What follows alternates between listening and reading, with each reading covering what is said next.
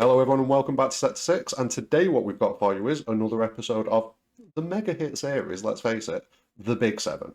And you can see this beautiful, beautiful man to the side of me, that way. My guest this week is Bltzz. So, what I'm going to let you do, mate, I'm going to let you introduce yourself, tell all the lovely people what it is that you do and where they can find you. Yo, thank you for having me here. It's an honor. Pleasure's all mine, I mate. really, I really love this community. I love you guys, and I'm just thankful to be here to talk with you guys about a game that we all absolutely love. Can't wait to see the future of it, man.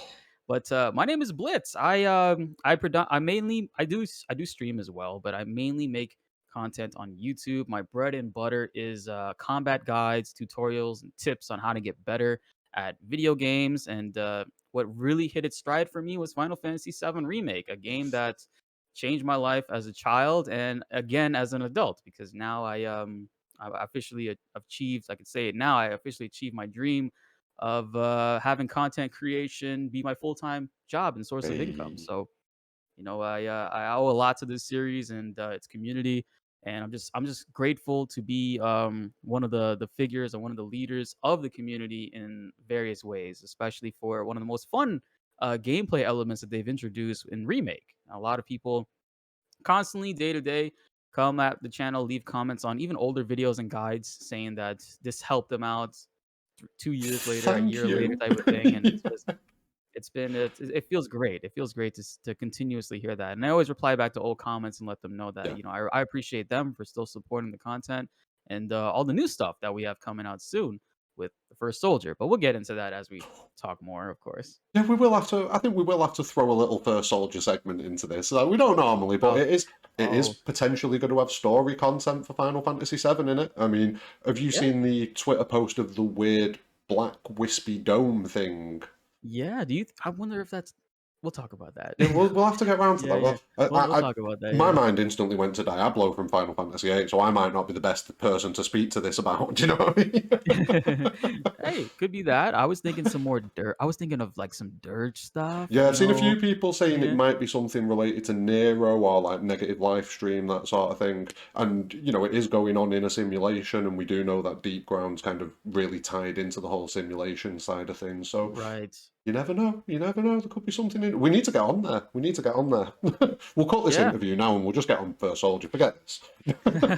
We'll do it. The interview will be conducted on the battlefield. Yeah. You know what? No, no, no. No, but all of the links for Blitz are going to be in the description. They'll be floating underneath him on the screen right now. So if for some reason you don't know Blitz, you need, click the links. Click the links, follow, subscribe, do all of the things. And if you're stuck on anything on Final Fantasy VII Remake, this is the place to go. Which way am I going? This way. This way. This is the way to go. Appreciate the love, man. No, no, and again, thank you so much for being on here. We've been getting this sorted for a while. You've had some crazy times going on, and we've finally got it sorted. So I'm Yeah, just yeah. buzzing to have you on, mate. Absolutely buzzing. Yeah, dude, it's been a crazy trip this year, and I feel like every single like thing that I set up an appointment, it always ends up having to be pushed back because of something else happening in like real life or big events in gaming occurring. But Yeah. I'm glad that we finally were able to make it work, and we're Yes. here to talk about this stuff, man. Well, what we're going to do, we're going to jump straight into the questions then. So if you are, not subscribed to the channel, make sure you hit the subscribe button, drop a like on the video, leave some comments, if anything piques your interest that we're talking about, get involved in the discussion below. But let's get on with it.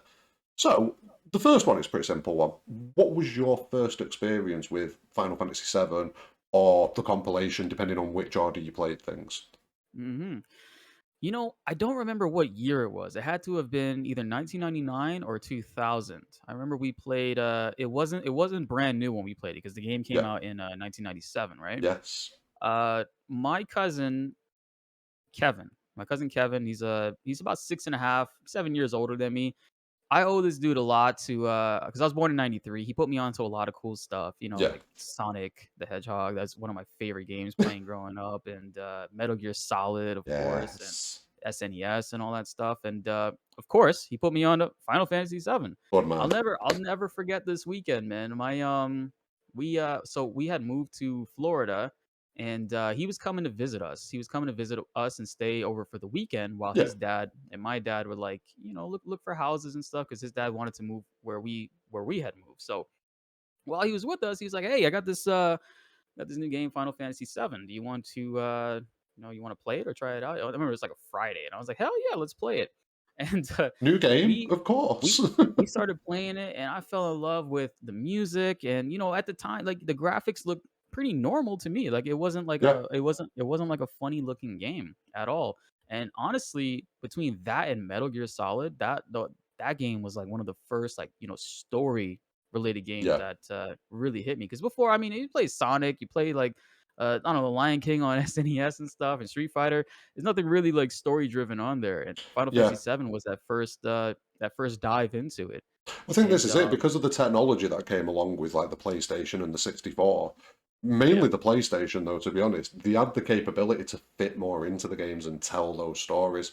There was, like you say, there wasn't that many games back then. I mean, there were RPGs, obviously, story-based yeah, games, but they were yeah. much more niche. And then the PlayStation came about and they exploded. They were everywhere. Dude, it's crazy because I mean they had a big beef, Final Fantasy, Square Enix and Nintendo Yep. because they didn't want to release it on N64 with like 70 cartridges. Can you imagine the size of that box? Yep, that would have been crazy, man. That would have definitely have to been like, released in parts like it is being done right now. Changing cartridge every 20 minutes. Oh god, every fight. But Oh, so he came over and we got up to spoiler alert if you're watching this, but the end of disc 1 where things Eric happen. dies. Yeah, things Yeah, happen. yeah, Things happen. yeah, yeah, Mm. things happen there. And we straight up I remember we were blown away. Like, Yeah. at first I was like, "Nah, we got Phoenix down. We'll be all right." But Yeah. slowly but surely it started to sink in, and that was like, as a young child, this was like my first, like, I guess, experience of like loss. And Yeah. for a lot of people, especially like in a video game, it's crazy to have to experience that first Yeah, outside because of, you like, all the real world. you always had another life or something like that. There was always something, you never died. People don't die Yeah. in games. No. Yeah, yeah, yeah. You got lives and stuff. But Nope. that happened, and dude, it wasn't even it was like the end of the weekend, and he had to go home, and I'm just like, man, I really want to know what happens next. So I told my mom, I was like, Mom, I really want to get this game that me and Kev were playing. Can we go pick it up? And back then we didn't have GameStop. We didn't really go to Walmart to buy games. We used to go to the flea market. The local flea market was called the Swap Shop. Yeah. So we went to the swap shop, and I'll never forget this guy because this is where I bought all my video games. This guy had a tent, and the tent had a cage in the front with a tarp around it. And he was the busiest shop at the swap shop. This dude had Yes. crowds of kids and stuff crowding around the front. You just have to kind of like make your way towards the front, and Yeah. while everybody's like reaching their hands behind you and stuff, you're just like, "Yo, I want Final Fantasy." So I didn't know it's called Final Fantasy VII. I asked for Final Fantasy. So he comes around, he hands it to my mom. She exchanges him the money, and we Oh get no. home. I boot it up, and No. I'm like, "Yo, this doesn't look familiar," but Oh. I'll just keep on letting. And he doesn't do refunds. So I'm like, okay, whatever, we'll boot it up. And then I see a guy with brown hair fighting another dude with blonde hair with a gun blade, and I'm just like, where's Cloud? What is this? And turns out your boy got the latest Final Fantasy at the time, and that was Final Fantasy VIII. Oh. Rightfully so. I didn't specify because I didn't know it was Final Yeah. Fantasy VII. I told the guy, like, I wanted Final Fantasy, so he gave me the newest one.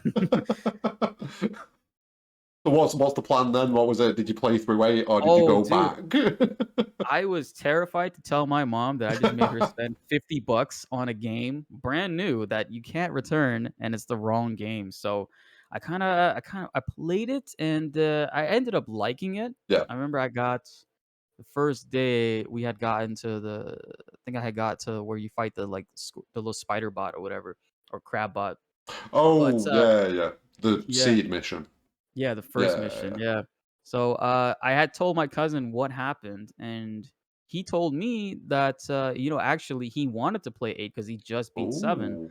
and, we could trade. So we traded, and he gave me his Final Fantasy 7. I gave him my Final Fantasy 8. Nice. Mom didn't know any She's none nothing. the wiser. Yeah. Yeah, exactly. So I kind of got out with that. Ended up playing 7, loving it, but I had a big problem though. Oh. Didn't have a memory card. Didn't have a memory card. So So I how would many keep days was the PlayStation on for altogether? the longest I could get it on for was just a little bit over to like noon the next day because my mom is like she's like a neat freak. She'll Yeah. like, and she's Why is anytime this she comes switched into the on? room, "Why is this on?" and you're not playing it, she turns it right off, and I Oh. couldn't get a break with that until, we went to go visit an uncle, another uncle, and, I did the same thing at his place. I left it on, and his wife was complaining, and when I explained to him, "I don't have a memory card, so I can't save the game. I have to keep restarting it over and over again." And, he took me to Walmart, and he bought me a memory card, which was really Yeah. cool, and, Victory. yeah. I Victory. I actually told him 'cause I live near them now where I'm at, and, I was hanging out with him the other day, and I told him about that story, and he was like, "Yo, shit, that's" because like, he's super excited about this whole thing about Yeah. me doing YouTube and playing games as a career, and I was telling him, we were drinking a little bit, so it's kind of emotional, but I told him, I was like, "Straight up, honestly, You you are facilitated this. yeah, you're a reason why I ended up getting into this game and playing games the way that I did because of that specific accessory you bought me that was super important." Yeah, because you've got no chance really without a memory card. You're leaving your PlayStation on for No. what, the best part of a week, 2 weeks, something like that, depending how quick you can get through it. Because this is it, you've Mhm. got to actually figure it out as well. It's not just a straight shot to the end. You've got to work out at points what you need to do and things like that. So yeah, Yeah.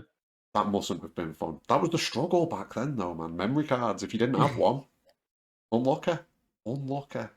It's crazy to think Very. about these days as well. Like you've got more storage in your PS4 or your PS5 now than you probably had in PCs back then. Absolute Oh, yo, madness.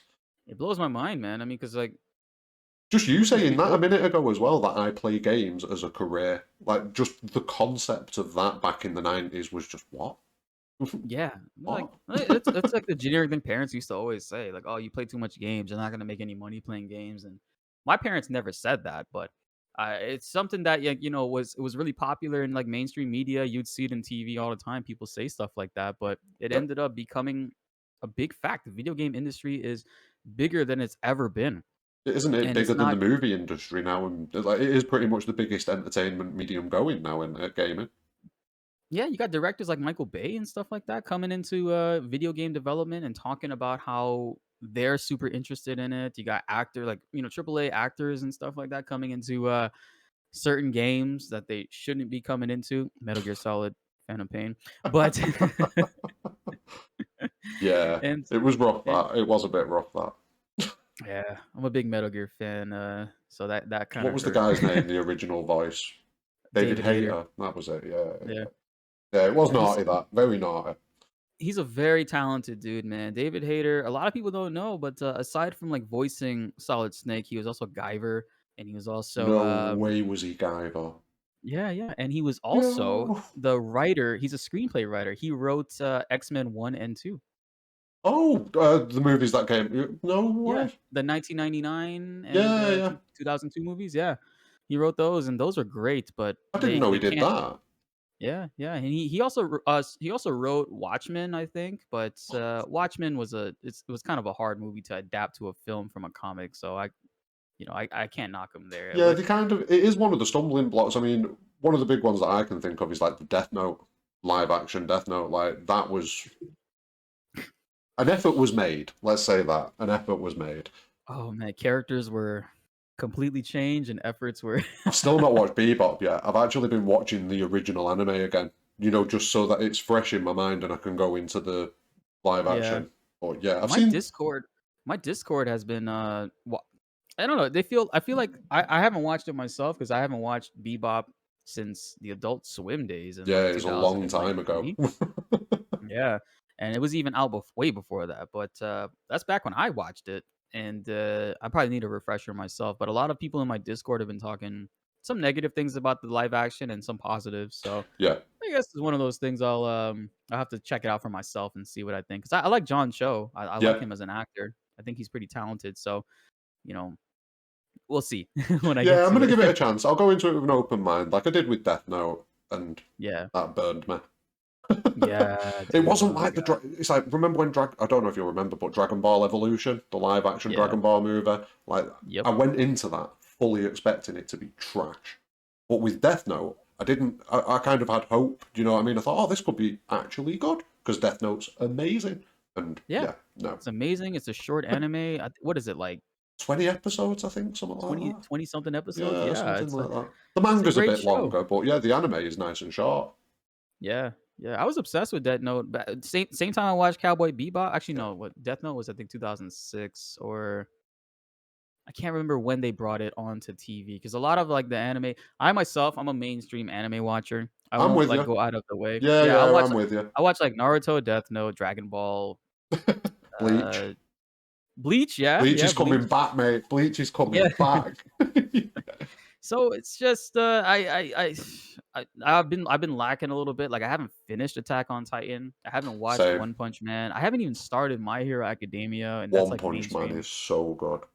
Yeah, One and Punch Demon Man's Slayer. Demon amazing. Slayer is actually really big now, My and I'm like, sister's damn. quite into My Hero Academia. I watched the first series of it and it didn't grab me that much. I kind of didn't, you know what I mean? It just didn't I hit. heard it gets better. Yeah, Yeah, I suppose it's the same with a lot of things. They kind of, that first series is kind of, it's finding its feet a little bit in it, and then it kind of grows into what is a good yeah, show normally. But yeah, I do yeah. need to It watch is. more. Yeah. I mean, I was obsessed with Naruto for a little bit. Yeah. Dragon Ball was always my like my thing. Like that's another thing my cousin Kevin put me onto, and Yes. I put him onto Kevin Naruto. sounds So it's cool, like, man. Kevin sounds cool. yeah, he's a cool dude, man. Shoot, he's trying to move to where I'm at now because he heard I'm here, and he's like, oh shit, bro. Yes. Like, what am I gonna do now? And I'm Yes. like, you gotta move here now, bro. What do you mean? We'll find him a place. Find him a place. He'll be good. He'll be good. Yeah, yeah. Oh no, but yeah, it's mad the amount of different things that they're going to adapt over the next few years. Getting back to what we were talking about a little bit, because I mean, look Oh at yeah. Remake. Like, it's kind of an adaptation. It's not. It's a continuation, but it's also an adaptation of the places that we went to and the characters that we knew. So yeah, it is. As Mhm. we get older, all these things are going to get redone. It's crazy how they disguise it as a sequel Yeah, so far into it, and then you start to realize once the story starts to hit certain notes, and they're talking about stuff yeah. that already happened as if like it's a different universe. You're like, wait a minute. Whoa, whoa, whoa, whoa, whoa, whoa, whoa, whoa. Which I mean, I don't know your stance on it, but I absolutely loved it. Like Yeah, I I had a do have few some days. issues. I had a Yeah, rough couple of days after it where I was like in an existential panic, like, what have they done? What have they done? But yeah. then I kind of started twigging onto everything. But I I can definitely resonate with that as well too because chapter 18 something with the way, oh, it wasn't 18, it was the beginning of 17, chapter the 17, beginning of yeah. with Aerith and her like robotic tone, and I just felt like I didn't record myself while playing that let's play, and actually the let's play footage is like lost now because the audio was like glitched and my Oh, setup wasn't as good as it is yeah. now. But seeing all that, my eyes were rolling, bro. Like with the shit she was saying, I was like, "Yo, just shut up! Like, let's It was just like move on." when the mad one for me was like at the end of the highway. Like, what's Sephiroth doing here? What? I've got to fight. Yeah, What? Why are we in Advent yeah, Children now? What's happened? What's yeah. happened? I was losing my shit with that. I was like, It "Damn, was yo, this shit mint. is It fresh was as so good. hell." Like seriously, in the moment, I was just like, "Let's go. Let's do it. Let's have him now, right now." Yeah, and Oh that new arrangement of One Winged Angel playing, yes. man. I tell you what, the one winged angel one got me, but the one that really got me was Genova Dreamweaver. Like Oh when my you get god, to the yeah, yeah. final phase and it hits, I was like, I was done Oh on the man, ceiling. Like, let's go. I get chills every time, man. Because I was thinking, I'm like, man, this is I hear the song, but it's like, man, like it doesn't feel like how good it felt back in the day. So immediately, because I was always blown away by every musical or like song choice and remake. They Yeah, they completely knocked it out of the park. But when it came to Genova, the first and second phase, I kind of felt underwhelmed yeah. because What's it was more of this? like a slow Yeah. crawl. But then third phase kicks in, and I'm just like, I leaned in. I was like, oh shit, this is, and I started cranking up the volume on my headphones. Yeah, I think everybody had that involuntary moment of lean into the screen and let's go. Oh, Yeah. That's Madness. when that there's something about I was watching Alex Mukala, Yeah. amazing, composer and just, Final Fantasy nerd as well. Yes. Uh, his first video that was recommended to me was his breakdown of the Genova theme song and um, why it specifically, makes us feel the way it feels whenever you hear it, and Yeah. it had to do with the chords and the tone and the way Oh. that they change the way that because he said it's a very traditional outside looking in, it's a very traditional sequence of notes that they use, Yeah. but because they distort it, like they bring some notes that come a little bit earlier or like hit at a higher note than others in the track, it kind of creates this sense of like tension and Right. adrenaline in a way, which is really cool. That's why I subscribe to him because I'm like, bro, what? What is this man talking about? I gotta see more of this guy's We need stuff. details. We need details. Yeah, and like it's just been such a trip, man. With remake in general, like it's brought together so many people. Like, I mean, I'll tell you straight up, in 2020, I was pretty solo for the most part. Like, Yeah. I didn't talk to anybody in the community at all. Yeah. Like, I barely used Twitter or anything like that. So I was unaware of You were just kind anybody. of doing your thing. Yeah, like I Yeah. I I had stumbled across Alex. I started to get recommended Night Sky Prince videos. I knew about Soldier actually. Soldier First Class was one of the first channels that I had subscribed to back when I think he was at like 2,000 subs, and then in like a couple weeks he jumped up to 6K, and I was just like, Nice. "Yo, dude, you're growing, man!" And he was really active and talking and stuff like that, and I started to come across other people in the community, and in general, I really didn't start to get more involved until February 2021, around my birthday. I started Yeah. to use Twitter more, connected with Baby Seal. Baby Seal, I gotta ABC honestly, just brings everyone together. Like he's he just really does. that's his He thing, really man. He does. just brings everybody together. Like it was the same sort of deal for me. Like I was very much a Final Fantasy VII fan in my own world. Do you know what I mean? I Mhm. wasn't really connected with the community in any way. I'd look at Yeah. message boards, but I wouldn't really interact with them. And yeah, like since Remake's definitely had a really positive impact on like making the community grow and flourish, and it is beautiful to see. It really has, man. And you gotta take a step back and like look at it for a second.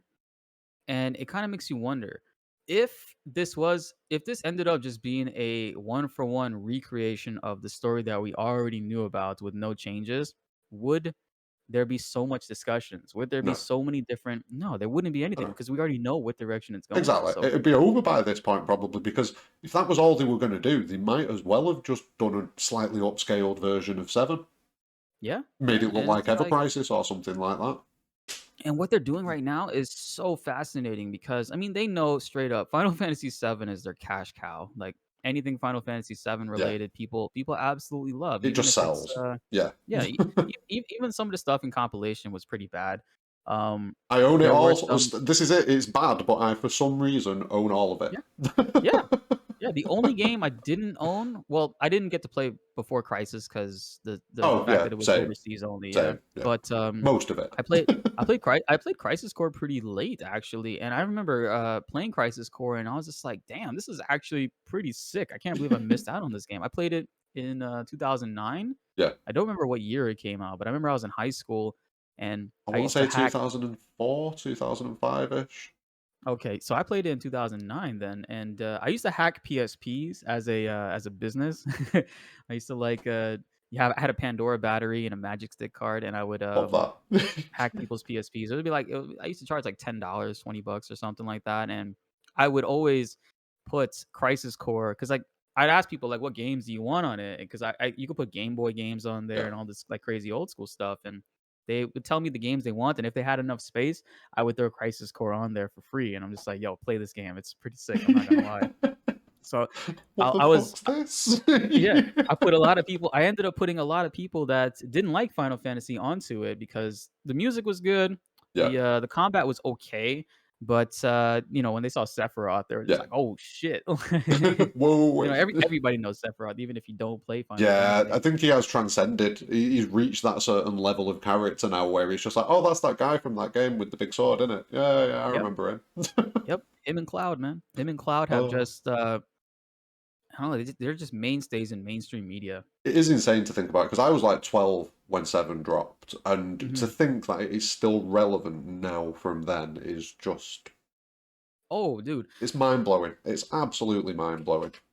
that's crazy to me, man. Because it's just this It's game. My 25 years cousin, in January. really? 25 years, Oh, January oh, the 30th, I think it released in Japan. dude, Something that's like that. crazy, Yep. man. I think that's when we're going to get Remake 2 news. That's my shout.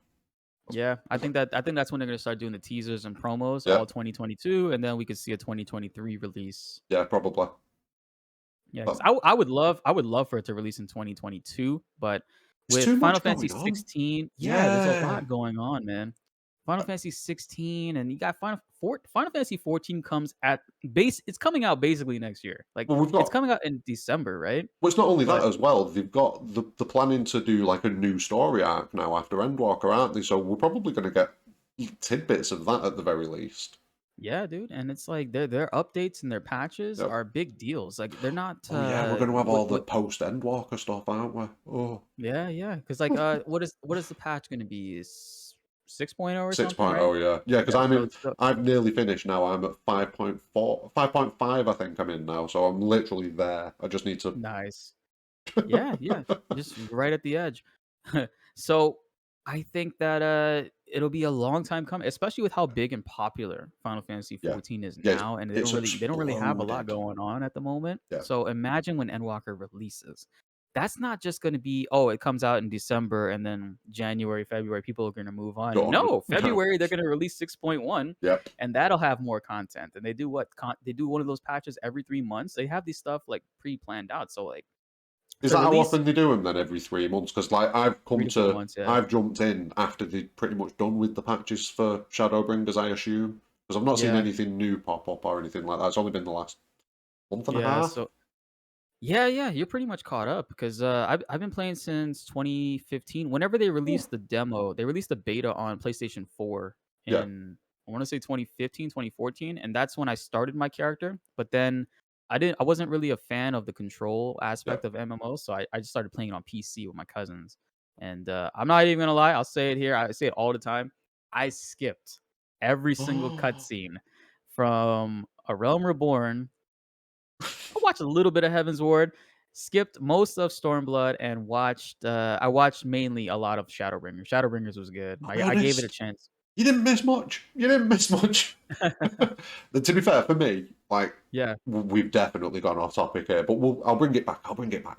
But for yeah, yeah. me, 14, it's the last 20% is phenomenal. So like I'd say post Stormblood onwards is yeah, it's amazing. Like Shadowbringers is so good. I'm a Mhm. big fan of that. But Super good, man. the others, I don't know. I think it's because there are good points in them, and I won't go spoilery because people are still playing through it and things like that. There are really good points in like a Rome Reborn and Heaven's Ward, and even in Stormblood. But they're kind of swamped out by a lot of the other stuff that's there. You know, the drag, the grind. Like I need to run here, I need to do this.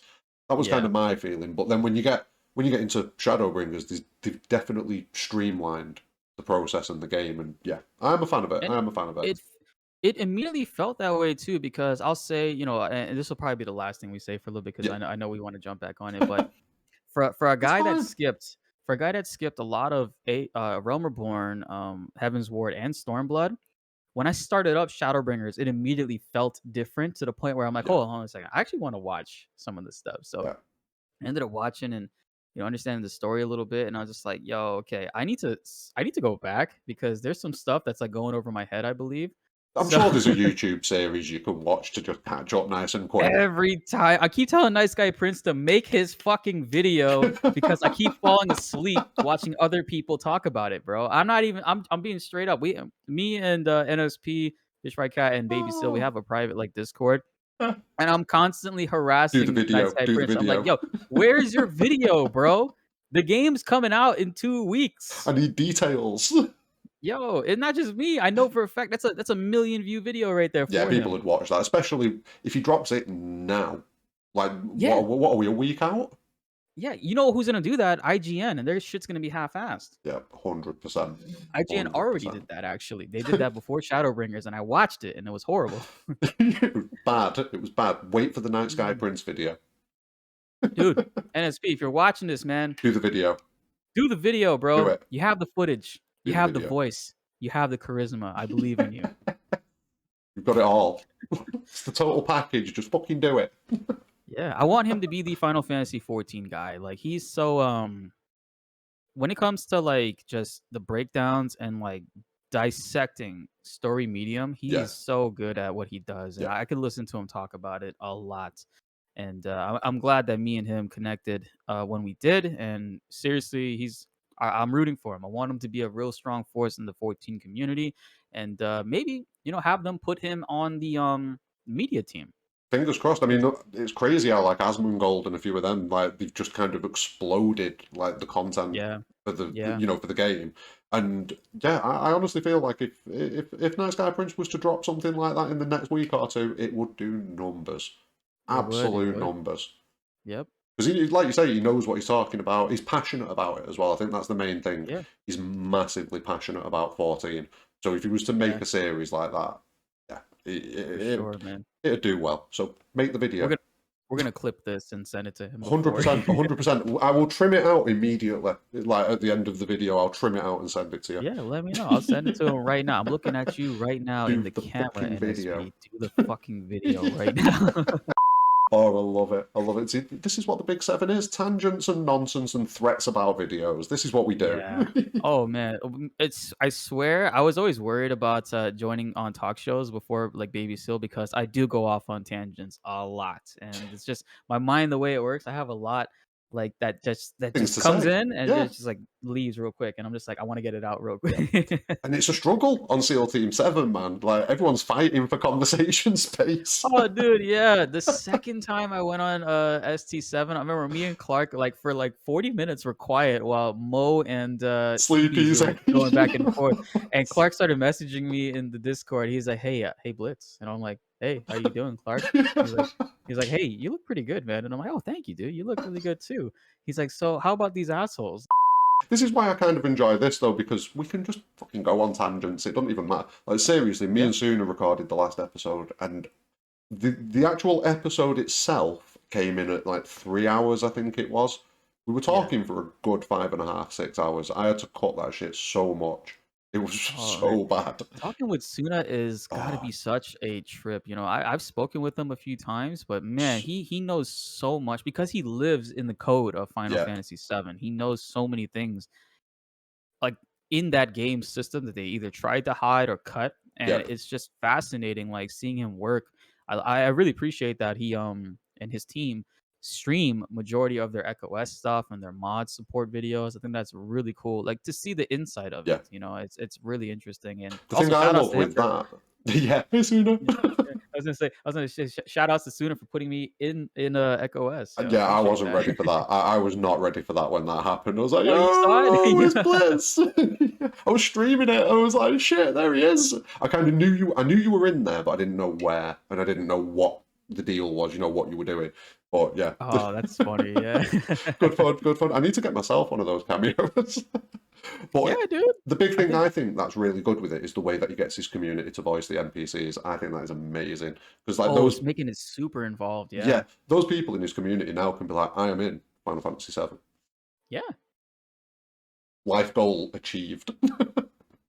That's true, man. And if you're watching this soon, and I know you guys will be working on Final Fantasy VIII soon. But if for whatever reason, if somebody drops out and you need somebody to replace a character, let me know, man. Yeah. Or I'll do 9. I'll do 9 too. Yeah. I mean, I'm available for all voice work. You just need to find a character who sounds like a scruffy Northern England guy. You find that, you're good. You find that, you're good. I mean, in I'm 9 you your could be man. you could be the King Sid. Oglot boy, Yeah. yes. And he has a lot of dialogue. I was actually playing through 9 recently, and he has a Yeah. lot of dialogue. Well, He's a very recurring character. which mod is it? Is it the Magori mod? Yeah, Moguri mod, yeah. I need to check that out because like I'm new to modding Final Fantasies. I've always played on consoles, so it's never really been something that I've been able to get Same, into. And with same. EcoS, I've kind of got the taste for it now. So I'm yeah, like there's a randomizer for Final Fantasy VIII that I'm considering, which just randomizes everything. So you could go into a boss fight early on in the game and it's ultimate weapon. It's all Deal. T-Rexes. Yeah, do Like, you know what I all T-Rexes is level 1. Like, "Ugh." mean? It actually So happened to me my first time playing. My first death in 8 was from a T-Rex because I ran into that forest and came across the it, one and it was right just next to yeah, yeah. yeah. I've made that mistake a few times. Oh, this will be fine. This will be. I'm dead. Yep. Never mind. You got like 6,000 health, bro. It's like, "What?" I'm hitting him for 37. Oh, I do love it. Like it obviously has its problems, but I do love it. It holds a Mhm. place because it was like my Oh, same. second Final Fantasy. Like I love it. Same. When I tell people 8 is one of my favorites, people Yeah. are like they look at me like I'm crazy, and I'm like, Like everyone points to the "It's not." golden age from 6, 7, 8, 9, 10, and people tend to leave 8 out. They'll drop 8 out of the list. Like, oh yeah, 6, 7, 9, and 10 are brilliant. Like, no, Yeah. put 8 in there.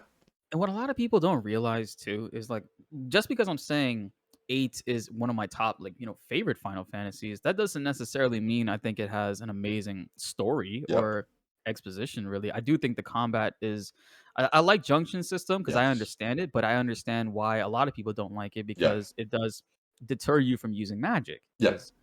because you basically lose your stats if you have it linked to a specific stat, and that's not cool because Final Fantasy it's all about the magic. I want Yeah, to it does very much make the game. I'm just going to junction everything to my stats and just cut everything to pieces like that. exactly, yeah. Especially when you break the game with triple triad, which Yeah, getting Squall's final weapon on is the one. first disc. Yeah, Yep. I love doing that. It just makes you feel like, I'm powerful now. Yeah, I remember I think it was Primal Liquid's video about that. Yes, And I had watched that and I was like, "What? You can do this?" It was like 2, 3 years ago. So I was just like I when the remaster came out, I was all over that. I was let's do it. abusing. Yeah, I'm doing it Yeah. again when I finally play it.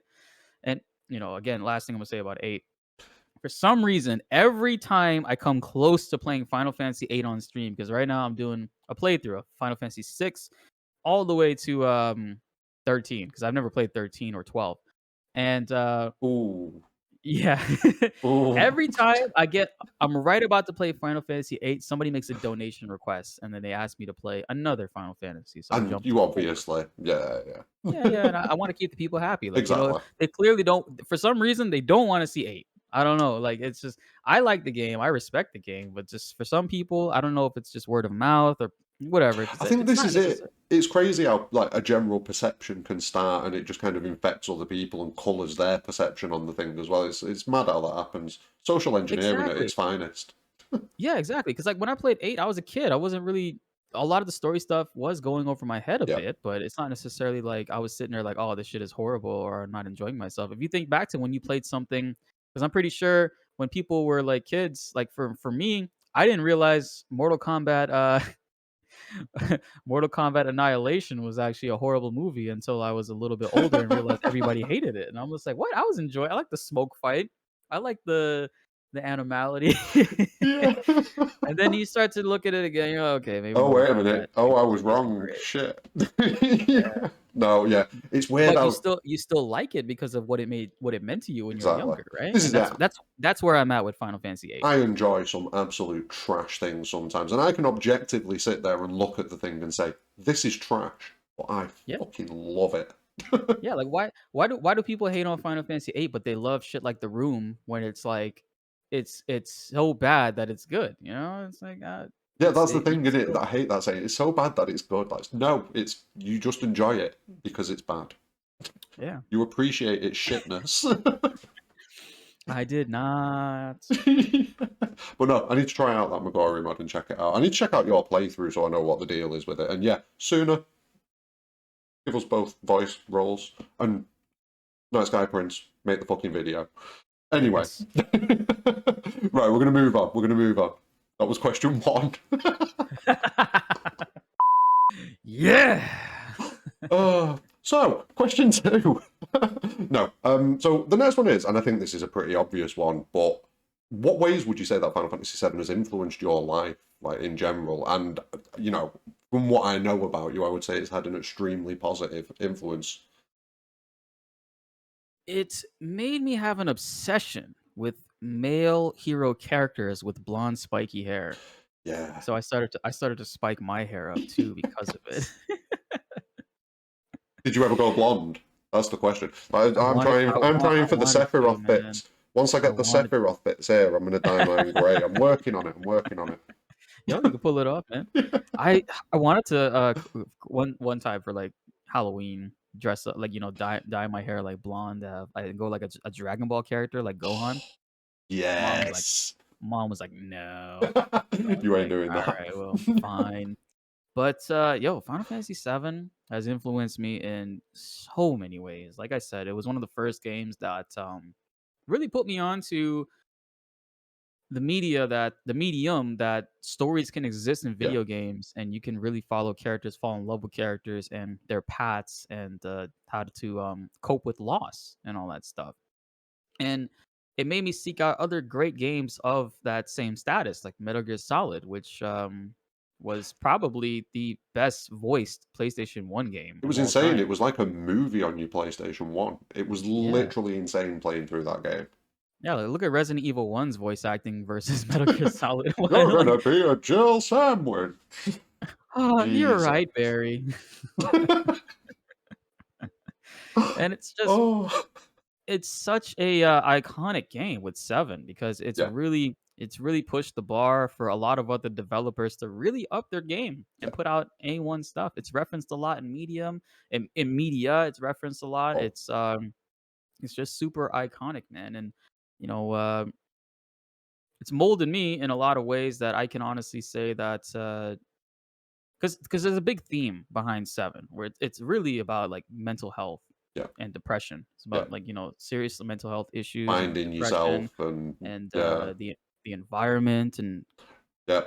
conservation of that. And it really, like, as you It get was so older, ahead of its time when you it think really about it. was, yeah. Yeah, when you look at the narrative kind of angles that they went for, so far ahead of its time. Super, man. And it's like I kind of want to, like, one day if I ever get a chance to talk to Nojima or somebody from the original team, like, did they foresee this? Did they think that this game in specific, like, Final Fantasy VII would take off in the way that it did, where Yeah, did they it realize what they were doing, or what they were because creating? Yeah, because it's just so, in my eyes, I know it's very biased to say, but I'll say because it's perfect to me. Like, I know yeah, it's not a perfect game for everybody, but dude, every time I play 7, from the music, the characters, the dialogue, the battle system, even remake, yeah, I just feel like I'm in a happy place. Like, I feel like nothing can hurt my mood that I'm in right now because this game is such a huge driving force for me. yeah. I'm in my And happy place right now. yeah, yeah. Yeah, If I'm ever feeling down, I remember I just like whatever. I just started a new playthrough of 7, like back yeah, in the day, like when I was in high school when they released it on PlayStation 3 as a PS1 classic. yeah. I was like, yo, I could finally go back and like do that now because I had lost my original 7 for a while. Oh, oh, for a while. So did you rescue it? Yeah, Wait. I found it in storage. I For some reason the disc 3 just wouldn't run. Like it's not even Oh, scratched up. It's so weird. my original copy, because I've got two. I've got a black label copy and then I've got a platinum copy from back in the day. The platinum copy still works, which is like the greatest hits type of thing. The Yeah. black label, nope. Yeah. Oh, I just remembered something. Hold on a sec. Oh, oh, One sec. oh no. Oh no. Let me Oh no, what have we got here? a really good friend of mine, one of my best friends, Vinny. I shout outs to Vinny. I put him on to Final Fantasy 7 when we were kids, and his personal favorite is Final Fantasy 10. Yeah, And it's a great game to have yeah. as your favorite, but he knows how much like 7 means to me, and this dude like went out of his way and tracked down an original sealed Oh, Final Fantasy 7. It's just actually factory sealed. It still has a plastic around it. has It's it got never an been 8 opened. point? Is that an 8.5 that I see there? Yeah, it's a Nice. graded 8.5. It's the masterpiece error too. It says masterpiece with the I over the R. Oh, is it the Misprint. one with the little glitch on the back? Right, yeah, because it's Yeah. the letters just kind of completely off-centered to everything Yeah. else, isn't it? Yeah, Wow, so he bought it for me and, gave it to me as a gift, and I was just like, "Yo, dude, that this shit means a lot, dude. I that's appreciate that." crazy. 'Cause, I think we had a conversation, me and him, about, we were talking about games and, Final Fantasy, and he was telling me, he's like, "Yo, man, I appreciate you putting me on to, like," 'cause, like, back then, all he played was, like, racing games and Yeah, Grand Theft Auto when we were kids. So when he played Final Fantasy VII, it was like he got put onto a, like a story whole media new as well, world. Yeah, and he was just, like, blown away by it. So for, for me to be able to give him that experience the same way that I experienced it, I really thought that was cool. So, um, I technically do have a, original sealed. copy now. Yeah. Nice, sealed as It wa well though. Oof. yeah, it was up there. I completely forgot that I had put it up there. Like I've seen a lot of copies of Final Fantasy VII over the years, but I've not seen a sealed one. Like if I saw a sealed one, I would literally just throw all of my money out and be like, "Give me this now, run away." It's crazy how much they're worth now, man. I mean, I know it's like pandemic collectors type of thing happening, Yeah. but he bought this, sealed copy for like $3,000, and I saw it on eBay recently being Oh my sold for like 20 word! that 20,000, What? 30,000. I was like, "What?" It's crazy. Oh, see, this just hurts me because I was one of those kids that I didn't look after the shit. I played the shit. I used the shit all the Same, time. So, same, like same. Pokemon cards, I had some absolute banging Pokemon cards back Oh, in the day. man. All played with, all bent up to shit, and like with yeah, I know what you mean, man. Because depressing. I remember I had a Charizard. I had a Charizard. I don't think it was a first edition, but still, if you have one of those old school cards, even if it's not a first edition, shadowless or whatever, Still they're worth worth a money. lot of money. It's Yeah. still worth a lot of money. That's a 20 plus thousand dollar card, and if you have it graded and it's a first edition, what is that, like almost a mil right now? Yeah, because it has gone absolutely insane. Like, did Yeah. you saw all the stuff with the Mario copies that were graded nines and shit like that selling for like 1 million, 2 million? It's like Yeah, yeah, and what? a lot of people have been sending me, because I had shown this, on stream, right? And, people were messaging me and sending me the videos, like, dissecting, because the people that graded this, they're called WATA, like Yeah, yeah, WATA, and they had a controversy where they were boosting grades yeah, of games to, like, of their own stuff to sell to make, like, more profit, yeah. which is pretty fucked up if they were really doing that, but but, Naughty, naughty. but from me being in a, like, because I did a little bit last year, I explored a little bit of collecting, like Yeah. football cards, Yu-Gi-Oh cards, and Pokemon Oh, cards, getting back into it, and I collected some pretty good, like, rare stuff. Haven't got any of them graded yet, but to me, the whole grading aspect is like a normal thing, but for a lot of people, they think, like, grading in general is, a bad thing toxic now. and a Yeah, bad thing yeah. now, and it's just, like, a way to, like, It's the steal money from people. manipulation that's the bad thing. Like the Yeah, grading itself is good because it can be helpful because it stops people getting ripped off in a lot yeah, of aspects. Do you know what I mean? yeah, Because people could just easily be ripped off if it wasn't for companies like that. So yeah. yeah, it's essential. It is. It is, and it's just, it is what it is. I mean, I fully understand exactly what they mean and Yeah. why they feel the way about this stuff, but like I didn't spend any money on it. It was a gift to me, and if at the end of the day, like, I decide to sell it or keep it forever, it's my business. You know what I mean? Like, Yeah.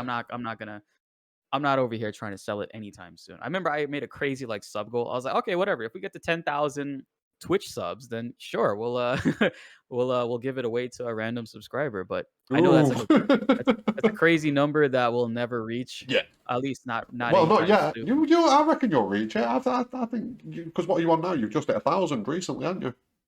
Yeah, thousand followers. I think 1,000 we followers. yeah, we fluctuate a little bit between subs because, it's an ongoing, like, It's a thing, but, seasonal like, thing anyway, isn't it? Really, people's yeah, pockets are a bit lighter at this time of the year, Christmas, all yeah. that. And So it's like, somebody asked me about it the other day in a video, and I was like, honestly, it's not really a goal that I'm, like, focusing on. yeah. Like I just told you, I completely forgot it was there. Like it's Oh, more of a, it's more of a collector's thing for me yeah. personally, because it's a game that means a lot to me. To have this sealed, it means a lot. It really does, and it would be very hard for me to give it away, which is why I said 10,000 subs, because I know that's a lot. It's a big number.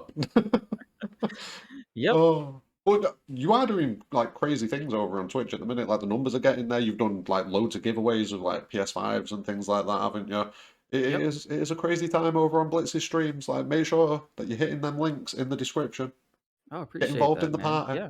Get I try to involved. do everything I can to get everybody, or not everybody, obviously, but like as many people as I can, PlayStation 5, and we've been lucky to be able to get 4 people, PS5. So, I know the giveaways have slowed down because of my situation with the move and all this stuff, but I do plan to do another one sometime in Oh, December. So, well, there you go, people. look forward to that, guys. There you go, people. We've got the scoop. We've got the scoop. Yeah, you heard Uh, it here first. I'm still one of the unwashed peasants who doesn't have a PS5 yet. I'm not. You know what? I'm not even feeling that pressed about it at the minute. Like, Not missing out on much, and if a plus, release date for Remake Part 2 drops, that's when I'll get worried. If I've still not got one. Like, that is literally the point I'll get worried. I'm having a lot of fun on PC at the minute, to be honest with you. yeah, yeah, and if if Remake Integrate does come out on PC or be announced around like the video game awards, because that very well could Yeah. happen. We're only like 2 weeks away from Is the that what it video is game now? Two awards. weeks? Ooh. Yeah, I think it's what, December 3rd or something like Right, that. No, cool. no, no, that's Endwalker. My bad. Oh. And Walker on the Yeah, brain. yeah. um, it's sometime within the first couple weeks Yeah, of it's December, early but December, definitely. See, I've had this yeah. little theory for a little while now that when we get an announcement about a PC release of Remake, that's going to be Mhm. the point when we find out, you know, like when we get the first little hint of part two, like a little Yeah. promo or something. Nothing major, like I don't think they'll reveal anything, but it'll just be something. And I feel like that is the case Yeah. because look at what happened. I mean, oh shit! Did you watch any playthroughs of Intergrade? Oh, yeah, I know what I'm doing. Yeah, yeah, I'm caught up. I had to spoil myself entirely, which was depressing, Okay. but So it's like for them to at the end of intermission showcase a like 5 minute CGI movie, which costed them a lot of money to yeah. do, Well, and Philip was voice saying it this as well. Yeah, it is insane the amount of cost that must have gone into that just as a thing. just to show us that hey, look, the gang is they're on the road, they're There's walking Cam. together, and it's like the only depressing part was I guess they couldn't get Max Middleton to do or the Red 13 voice actor. I don't because in Japanese I don't think he voiced it either. But Did it's he just weird not? that Red yeah, because Red doesn't have any voice No. acting in that scene, which is all right. I guess they were busy, but um it's pretty cool to see that. So I can only imagine that whatever the next release of like remake is, or whether it's on PC or some shit like that, they add something Yeah. else to like tease us because maybe I don't know. I mean, yo, they had to have made a lot of money to be and very are confident with their sales to be able to They seem throw to out know shit what like they're that. doing as well with keeping the hype rolling. And I think Yeah, that's a big thing with Ever Crisis and the First Soldier as well. Just going to keep that hype ticking over nice and steady, and then they're just going to hit us with it at some point, and everyone's going to be like, yeah. fuck. Oh They'll do it, man. it'll be out of nowhere. Like, I've just got a weird feeling it's going to be something around this 25th anniversary. But this is just the optimist in me getting hopeful. Yeah, yeah. That's me as well. It's always the same. We won't hear anything till 2024. I'm joking. Yeah, Please don't. honestly, if it was 2024, I would be happy with that because knowing that their development time isn't being hindered this Yeah. time because they went through development hell Yeah. with the first release of Remake and the whole situation with CyberConnect 2 or whatever. But hopefully, with this development, if they do decide to extend it or have it take a little bit longer, we get more story elements and we get to do more things instead of it just being like chapter based, uh, taking you from point A to point B and not being able to explore the world. I want to be able to explore the world. Yeah. I want to be able to, even if it's like zones like Dragon Quest or like zones Yeah. like Final Fantasy 14. That's perfect for me. Yeah. Honestly, I want to be able to walk from town to town and feel like I'm traversing the world. That's the whole point of it to me. 14 does feel like it could be quite likely as well, like a similar kind of setup to that with interconnected zones. Like I Yeah. struggle to think of them doing a full world map. I can't see them doing it. I think it will Yeah. be like that. At least at this point too, because remember we don't get the high wind until disc 2. So Yeah. you would imagine that maybe disc I could understand if let's say remake 2 is like more linear and then remake 3 we get an open world Opens because we have up. the high wind. Yeah. Yeah. Yeah, it's possible. It's possible. I don't know. I don't know. The optimist in me is like, yes, open world, yes, but like, Give it to us. yeah, now please. But The realist in me's like, they're not going to do it. It was. Yeah. I kind of feel like, yeah, 14 could be a good shout. You know, like a more detailed, more fleshed Well, out version actually, of the areas. to kind of like to make your optimist side feel a little bit better towards this, This is I did a video months ago reading an interview with Toriyama and Hamaguchi.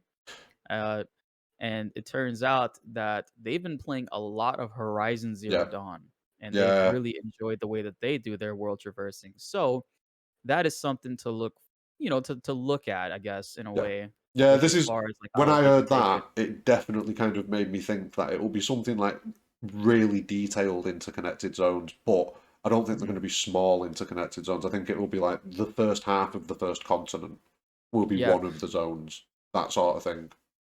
and I think that you wouldn't be able to traverse between the two of those zones because, for one thing, we don't have the highwind at that point. Yeah, So we very well, because like Cosmo Canyon's on the other continent, so we would have that whole segment where we get on the boat to Junon, and Junon takes us over to the crossover. other Yeah. continent, and we have Barrett's backstory, Gold Saucer, Cosmo Canyon, Nibelheim. Holy shit, there's a lot of stuff. This is what I mean, man. Like my shout is we get to Nibelheim at the best. Like that's me being semi-realistic. Plus, it makes it a nice gameplay loop as well because you start in Nibelheim with the flashback, and then you finish Yeah. in Nibelheim, like in actual Nibelheim. And plus, it means Bugenhagen can kind of come in just before the end of the game and hit us with the knowledge, Yep. all of the Yep. knowledge.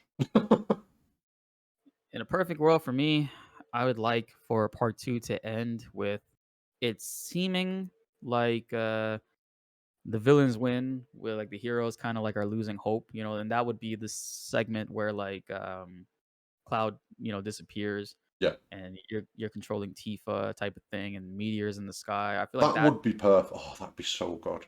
yeah, that would be very ideal for me. But knowing like video game development and like how much stuff happens in between there, Yeah. that'd be very difficult, especially if it came out in 2023 or something. Yeah, I mean, look at how much they expanded Midgar, and then imagine Hmm. them expanding everywhere else to a similar scale. And Yeah, I think I think I worked it out, and Nibelheim would put you at about the 35 hours, 30 hours mark if they expanded everything to the same sort of thing.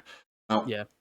I'd love them to go longer. Like, I would genuinely love it. Like, it'd be brilliant. Like, finish it. And actually, yeah, you see how big Calm is, right? Like they actually when they show Calm, it's like a friggin' fortress. Like Oh, it has giant like castle walls and stuff. And I'm looking at that, I'm like, that's Calm. What the fuck? Like you only go in the original game, it's like a little ass house it's like an alley, with basically. yeah. Yeah, it's just like a little alley. Yeah, Yeah, yeah, and it's like, damn, but, like, what they showcased to us in Remake from the outside looking in when they're walking into the town, yeah, it's like, it's massive, yeah. so it's like, damn. It looks So really that good as well. alone I like the whole motif, the design aspect of it, because it's all like really white stone structures, isn't it? It looks pretty cool. yeah, yeah, and I'm excited to see that because, oh, man, that flashback, especially with it raining, that story is gonna be very well and Oh, have a lot of, like, cool, thunder and lightning, with him explaining yeah. the whole situation with Sephiroth killing the dragon and, See, but like, this is the all that. thing. Do you think it? Do you think they'll kind of change it up a little bit? Like that's one of my worries. Do you think they'll tweak it? That is, is Sephiroth going to be messing with Cloud still, or is the I effects of what wonder. Sephiroth's already done going to have changed something? Maybe. Yeah, for sure. I think that Sephiroth and like Aerith, Aerith and Sephiroth both are very well aware of what happens in the original Yeah, story, and it's at this point where it's kind of like they're playing chicken in a way. But yeah, I honestly believe that Sephiroth, knowing what he knows about the original story and what the reason why he ended up losing, I don't think he'll make that same choice he did at the end of disc one. I think that's something more. I think something different's gonna happen. I yeah, just I just can't see him making that mistake again. yeah. I mean, I've I've got this weird little. It's like a weird little theory in my head that the Sephiroth that's native to the timeline that we're in is still there. And he's still going about his business, and we've got this other Sephiroth that's kind of forced what's happened in Remake to happen. Imagine if Yeah. they come into conflict with each other because native Sephiroth still wants to, do his usual Yeah. thing. He's I'm gonna go stab her. I'm gonna do the stabby stab. And Sephiroth's Yeah. like, no, no, no, no, no, no, no. So we could see Listen, something there. this is why you're wrong. Yes. Allow me to show you.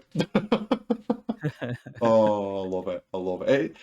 I think this is the best thing about Remake though. Like the potential of what Yeah. could happen is so big.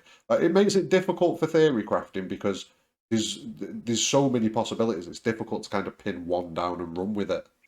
Difficult but fun because Fun, now we have what, like a 10-year scale, right, of us being able to make pretty much. content and play this game, and Yes. it's a lot of fun. That's my favorite part about it. Like at first I was a little disappointed to hear that they were going to be breaking it up into parts, but Yeah. after seeing what they did with part 1 and seeing the potential for, myself as far as, like, growth goes and, the rest of the community and all that stuff, I Yeah. think that it's a pretty cool aspect about it that we could all appreciate because the in-between moments, while we're all waiting, we can have, talks about what we Yes. think is gonna happen, little discussions here and there, and all that stuff's always fun. It's And the always best fun. bit is we're probably all wrong about everything, and what actually happens is going to be insane. So Yeah.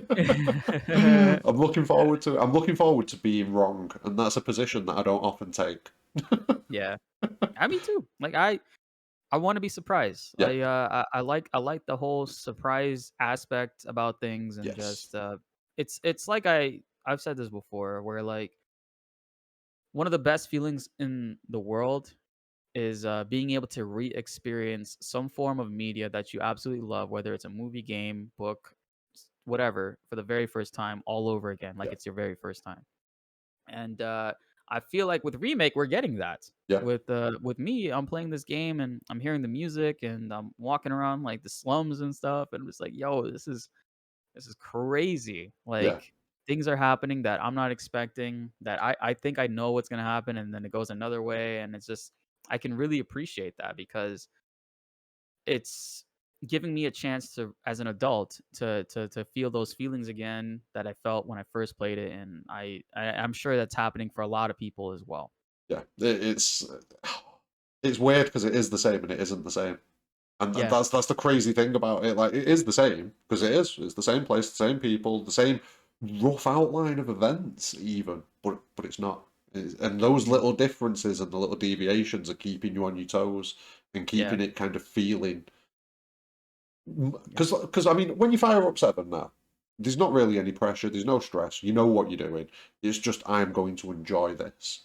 yeah, There's no stress. Whereas at certain points in Seven, like what we were talking about before, at the end of the highway and the start of chapter 17 and things like that, you just kind of yeah. sat there like, what? What's happened? We all collectively did not know what was going on, and we're losing our shit over it. Yeah, some of the reactions from people, like, watching people's reactions to like Sephiroth or Barrett getting stabbed and things like that, like some of the Yeah, reactions are beautiful. Like people just lose it.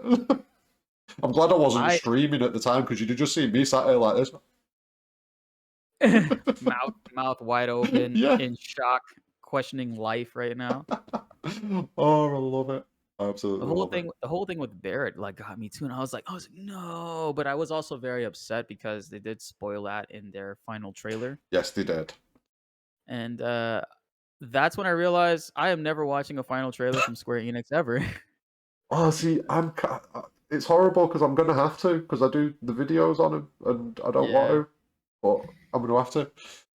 Oh, man, yeah, it's just I hope that somebody at Square's, like, Learns, editing team learns yeah. that, "Yo, you are showing way too much, I man." think what we should Like, do is when the first trailer drops, like all collectively just go into the comments and just say, right, this is fine, but when we get to don't the release final trailer, anything yeah, else. yeah, no. Even if you do, just do the final trailer, but just don't spoil things, Yeah, or just please. re-release the same trailer with different music. I'll be alright with that. Do you know what? Yeah, rearrange the scenes a little bit. Yeah, I'd be down with that. Yeah, Yeah, I'm not even gonna lie. cause, I'd be up for cause man, oh man, cause a lot of stuff was spoiled for me. From the that. top of my head, Hell House. Hell House was Yeah, not a surprise to me because if it I was remember shown. correctly, Viz, from Cosmo Canyon, Vizuvazad, he was Yeah, yeah, extremely unhappy with that final trailer. yeah. Yeah, It's just they showed way too much, man. And I remember after Maximilian finally beat the game and played it, he decided to actually watch the final trailer, and he's like, "Thank God I didn't watch this shit. Like, look how much stuff they spoiled." And I'm yeah, like, "Yeah, dude, they definitely spoiled a lot." everything pretty much. I think the only thing that they didn't really spoil was Sephiroth at the end of the highway. Yeah. But even so, I think they had a scene in there where when you look back on it, it's like, oh, that's the high. Yeah. Yeah, yeah, Yeah, yeah, where he's, like, absorbing the purple scene where he's absorbing yeah. the It air is. and Yeah, it's zooming in. Yeah, they showed that, and I'm like, "Well, that clearly can only be at the end of the game." yeah. So, as it's happening, I'm like as we're getting to the edge of the highway, I'm like, "So where is that okay, here it is. Fuck." I haven't quite seen Meteor yet. Shit. It's it's crazy. It's crazy. Yeah. It's very crazy. I just hope they learn the lesson. And to be fair, the intermission final trailer wasn't too bad. I don't think they were No, too yeah, spoilery with that one, so fingers crossed. yeah. The only spoilery thing, I mean, I kind of, like, picked up was, like, the fact that, like, Sonon would die Yeah. because like, you see blood on Yuffie's face, and you're just like, "No, no, Oh, I it's wonder not it's who. yeah, it's not her blood," and it's like because she doesn't seem Oh, injured. it kills me off how heavily, like they were so heavy-handed with that. The whole Sonnen thing, like I'll it's even a combat mechanic that he sacrifices himself to bring Yuffie back to life. Like, what the fuck, Yeah. man? Come on, hide it a little bit, please. Yep. I just yeah, but you're right though, like, intermission didn't have It too wasn't as many bad. spoilers. Yeah, I didn't I wish that they didn't showcase, like, the Scarlet that would be fighting Scarlet yeah. in, They the, showed like Nero briefly in the trailer as well, didn't they? And I think it would have been better if they'd have just left him completely out of the trailer yeah, and yeah, just have him appear. Like, show Vice all you want, because then you get people talking like, well, the other's going to turn up at Nero, and, you know. yeah. But, oh well, they do what they do. They do what they do. Yep. Oh, so I mean, speaking of characters, segue. Speaking of characters in the compilation, the next question is like throughout the compilation, do you have a favorite character? Is the one character that you just like, yes, they're my guy or girl or My stuffed favorites, toy? it's always changed a lot from when I was a kid. Like, I always based, like, my, party around my favorite character, like, Yeah, I would have Vincent in there, Red 13 in there, and just alternate between the 2 because my favorite color is red, and I absolutely loved, I liked those characters. I thought they were yeah, pretty cool, and they had some interesting backstories, but ultimately, it's always been Tifa. Like, for fair. me, Tifa's my favorite. It is what it is. She's, just a badass. There's something about, like, powerful women that kinda, like, gets me going, you know? Whoa! It's like they're just like, "Yo, she We're is going such a X-rated on the stream. badass." Joking, I'm Like, joking. girls that can kick ass. That's Yeah. my, I absolutely love characters like that. Like, I always like Black Widow because of that. I think You one of know, the because things I with it wasn't something you saw very often back then. Like most of yeah, the main characters and protagonists were, your usual male yeah, protagonists. So and her she and kind of stands out. her limit break allowed her to pick up a fucking robot with one hand, spin it on her fingers, and jump up and slam it down. I was just like, "Yo, this girl is crazy. What Yeah, the hell?"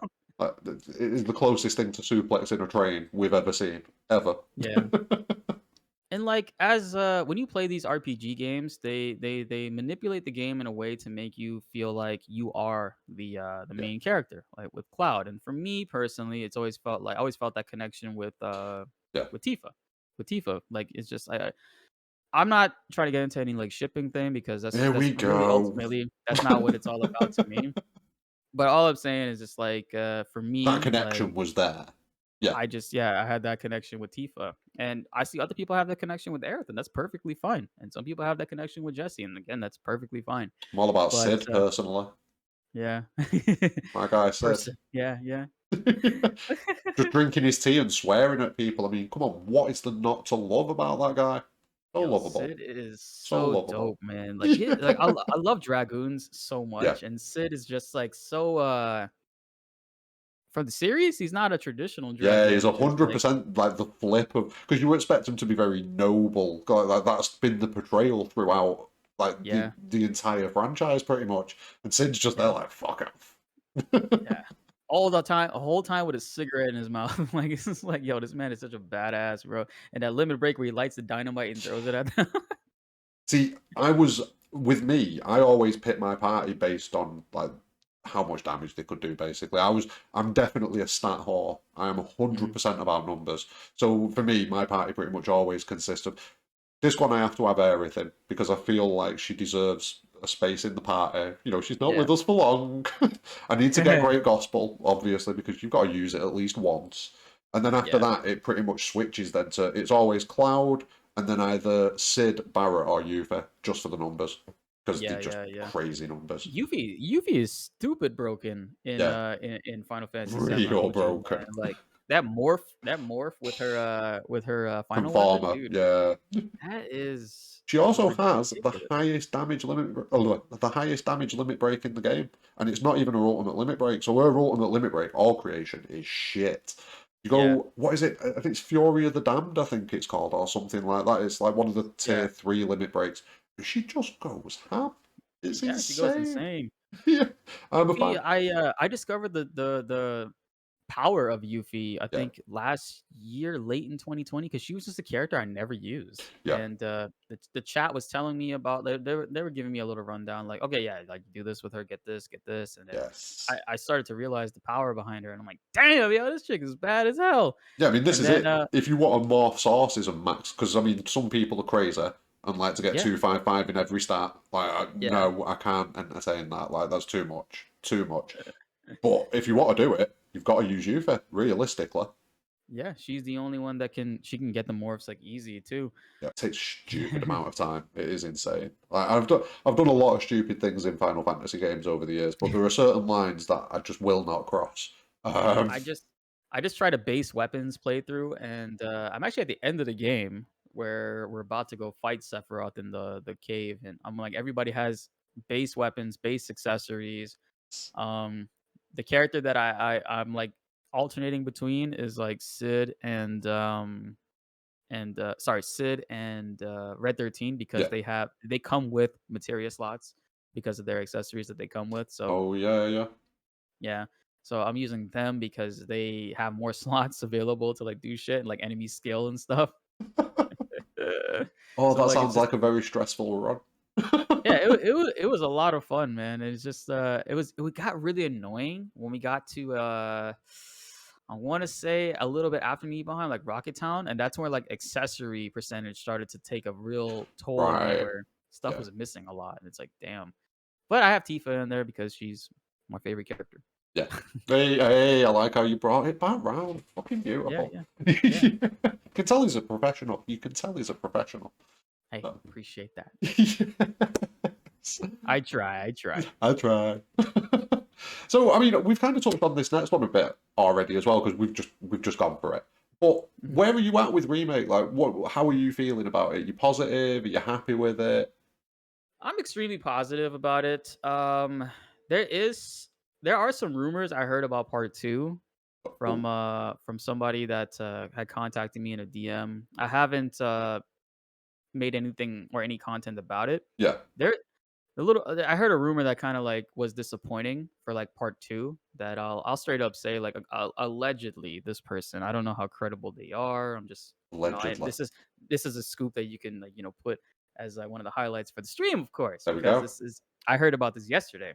But Ooh, allegedly, allegedly, this game tester has got some inside scoop because they were a game tester for Remake Part 1. They sent me screenshots of their trophies of when they completed Remake, and it said December 2019. And I was like, "Oh shit, can you I manipulate that?" think I know who you mean here. I think I saw them in chat at some Yeah. point. Yeah, Yeah. yeah, He's been around for a while, and I'm not gonna say his name, but yeah, yeah, like yeah. he's been around for a while, and he's been a long time viewer, and he's been telling me this stuff for a long time, and like even going as far as to like sending me his like login information because he wants me to believe him, and I'm Yeah, like, yeah. yo, dude, I don't want your information. I'm sorry, Please like stop. Please stop yeah, sending me passwords. yeah, like I'm like, yo, dude, like I don't want you to get in trouble, like, Yeah, 100%. but he was showing me some stuff, and I'm just like, yo, I this is crazy. Seeing the trophy completion in 2019 for a game that came out 4 months after that, it's like what? But Oh he's telling me shit, some stuff yeah. about part. He's telling me some stuff about part two that I'm a little worried about as far as combat goes. He's Ooh. saying how for some reason, well, not for some reason. He told me the reason. He said, as of right now, you can't play as you can't have Yuffie and Tifa in the party together at all in combat because Oh, apparently they both share an ability that has the same characteristics and same features that if it was a stack with each other, it'd be too broken. And I'm like, you know how mad that made me when I read that? I'm like, nah, fuck oh, that, bro. Like they've got to sort that out though, surely. exactly. And I'm like, yo, dude, like they have to and if that is the case and we find this out like in the when they reveal that, stuff about the game is coming out, I will honestly campaign about them having to change that because one of the major things about Final Fantasy VII is the flexibility to have a custom party. Yeah, And exactly. with playing Intermission recently and realizing how amazing Yuffie is It in this does look game, very fun playing the game as you. It looks so fun. dude, she is The so combo good, attacks with man. Sonon as well, like, yes, Sh please. She's so good, and, like, and with, like, what Integrate did with Tifa, making her, like, have button cancels and all this crazy stuff, it's like, you would want both Yuffie and Tifa to be in the party if Going at your leisure. crazy. Yeah. Yeah, and Shit. I wanna tell them, like, straight up, this is not a PvP game. I could understand if this was a PvP game, like a multiplayer thing, Yeah. and, like, You yeah, want to you too balance broken, it. you don't want that. Yeah. But, dude, this is straight up story stuff, it's offline, it's PvE, like, allow us to have fun and go ham with customizations. It's just which is why I don't believe it, because if you look at the original Final Fantasy VII, and even if you look at Remake with how enemies I made enemy skills super broken with those videos, Yeah. it's not something that comes off to me that they would limit us on Part of the fun of a Final customization. Fantasy game, breaking it. That's Yeah, literally part of the fun. I mean, yeah. and plus, if it was such a It's major called issue, limit. It's called limit break. I'm here to exactly, break exactly. limits. We are gonna. Oh, do you reckon? Oh, will we break the damage limit? Are we going to see the big numbers in Final Fantasy VII? That's an interesting Final Fantasy question. 10 style. I would love that. Yeah, I'd be up for Yeah, that. Might have yeah. to. What we're going to be at like level 200 by part 4. Man. That's another interesting thing too. I wonder if he can get me some information on how they decide to do the Yeah. levels. Do we start back at like 13 or something like that, The only thing or I can what? think of is that, and because it's got to tie in narratively for me. Like, if they are going to wipe us, tie it into the narrative. Give us a reason why we've been wiped. And I think it's going to be something to do with the singularity and the explosion at the end of the game. You know, Hmm. that kind of changes things and it kind of Makes sense. Yeah. reverts you back to how you were. I kind of feel like that's the only way that they could do a wipe if they were going to Yeah. do it. It makes sense because I mean, technically, reality has been changed in a Yeah. lot of ways. Not their universe, but other universes, Zzz, possibly, maybes. possibly. Yeah, yeah. So We that's are a not great idea committing to too. one theory or any other theory, no. Like I said on other shows and stuff, man. I am here for the ride. I don't Yes. specifically subscribe to one theory Yeah. as the main headcanon. I'm Yep. constantly changing week to week. Like if somebody gives me any reasons to think otherwise, I start to think that way. That's It just just the it is what it is. standard, yeah. Yeah, it is what it Too many is, man. people don't do that. They get an idea and they just lock it in. And that's it. Like, nope, Yeah. this is my stance now. That you will never change my mind ever. Even if it happens, they're like, "Damn, yeah, I still think this. It's gonna Yeah. happen eventually." And it's like, Just "Bro, what?" There the facts prove exactly what you say. It's like, no, no, no, no, no, no, no, no, no, no. Yeah, but that's the Oh, only thing that I am worried that about is a with bit the worrying, future. that. Like, It's it weird though, is, 'cause because if there was a skill, so what is it? So what are you saying? That Tifa and Yuffie both have a skill that when the two stack together, it basically breaks the game. potentially could break the game. Like, So it's, why not just drop the effect off one of the skills? yeah, like, take it off of Tifa, I don't need that. Just change one Like, of, yeah, yeah, just yeah, drop it off one of them. Cool, let's go. yeah, and I like I said, it doesn't make any Yeah. sense to me. Him I don't know his credibility. I'm gonna be straight up, I don't It really could be know that it's a mid-process thing and he's got to look at it maybe mid-process exactly. and this is something they're going to Yeah. fix later down the line. But because he's seen it, he's gone, Like, maybe he misunderstood what yeah, they were saying, like, "Oh, as of right now, you yes, can't have them both in, but later we'll work that out." That's what I'm we'll hoping it get is. there. Yeah, this is Yeah, it. Oh, yeah, that is, if he is legit though, that is one stunning bit of news. It means that we're probably going to get, well, we are going to get Yuffie in part 2 because I had this potential kind of thing where we don't get Yuffie in part 2. Like, she's going back to Wutai. She's on her way back home. And yeah, Wutai is going to get expanded quite a bit anyway. So it could be that maybe in part 3, if part 2 ends in Nibelheim, we do yeah. Rocket Town part 3 and then a massive Wutai side quest in part 3, and that's where Yuffie joins us. That was what I was thinking. Then What, that? would you want me to blow your mind even further, sir? Oh, yeah, go on, I'll play. So what so what he Don't said get in next. trouble. Don't get anyone in trouble, but yeah, I'll No, no, play. no. We're not saying any names. No This names. is No just I'm pretty names. sure there's multiple beta Yeah, testers they have. yeah. It's not just one guy. So Imagine if it is just one guy and he just gets fucking oh nuked. shit. Yeah. Sorry, Uh bro. Sorry. yeah. It, I'll shout you out. I'm sorry. No, but dude, he said some Interesting. he was talking about Sid combat. Whoa. So you know what that means. That That means we're obviously going past Nibelheim. yeah. Yeah. And he was Ooh. telling me specific things about his combat, like things that he would be able to do. Let me actually Oh. I'll read it to you what he said Right, this specifically. is officially the peak episode of the Big Seven now. We're getting actual potential scoops. Yeah. So let's go back up to the top. So okay. Sid has a thrust like Cloud with focus Yeah. what is it? Focus thrust? Fuck, I Oh, forget the name. It's been so long. I know which one you mean with the Yeah. triangle. Ooh, yeah, yeah. Yeah, I can remember what button I had it mapped to. That's as good as it yeah. gets. But it has a specific effect where it will pin an enemy in the direction that another character is to do like a combo. So essentially, it'll drag the enemy over to another party member, and it does a lot of like stagger meter. Like it actually creates a lot. It puts them in pressure and it increases stagger meter a lot. So he is very good in that sense for creating combos or getting enemies into stagger. Because like right now, Tifa, excuse me, Tifa was like probably the best as far Yeah, as like invoking stagger, but it's really cool to see that like Sid has a mechanic that not only CCs an enemy and locks them down, yeah, that's but vital as well. it brings them towards the character, the party member, or whoever it is you're playing as, which is pretty cool. I like that that is the case. But that's all he said about like Sid specifically. I asked about Vincent, but he Nothing. said there's nothing as of right now. No word on Vincent actually. So See, my hopefully, gut feeling with Vincent was always that we'd get the Red 13 treatment with Vincent. But that yeah, is yeah, me assuming that it's going to wrap somewhere around there. Now, if we're going to see Sid, it's going past there. yeah, yeah. That's what I'm wondering too. Unless Unless we see Sid, Sid at Junon, true, or trying to Sid could steal the be High Wind.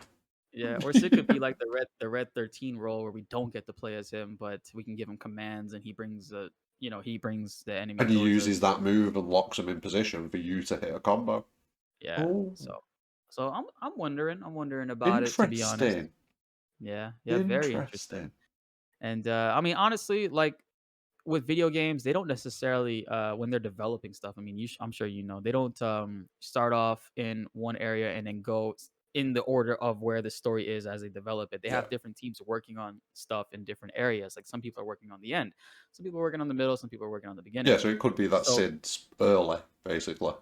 yeah, yeah, true. Or and like the whole in regards to like Vincent's probably not even ready yet Yeah.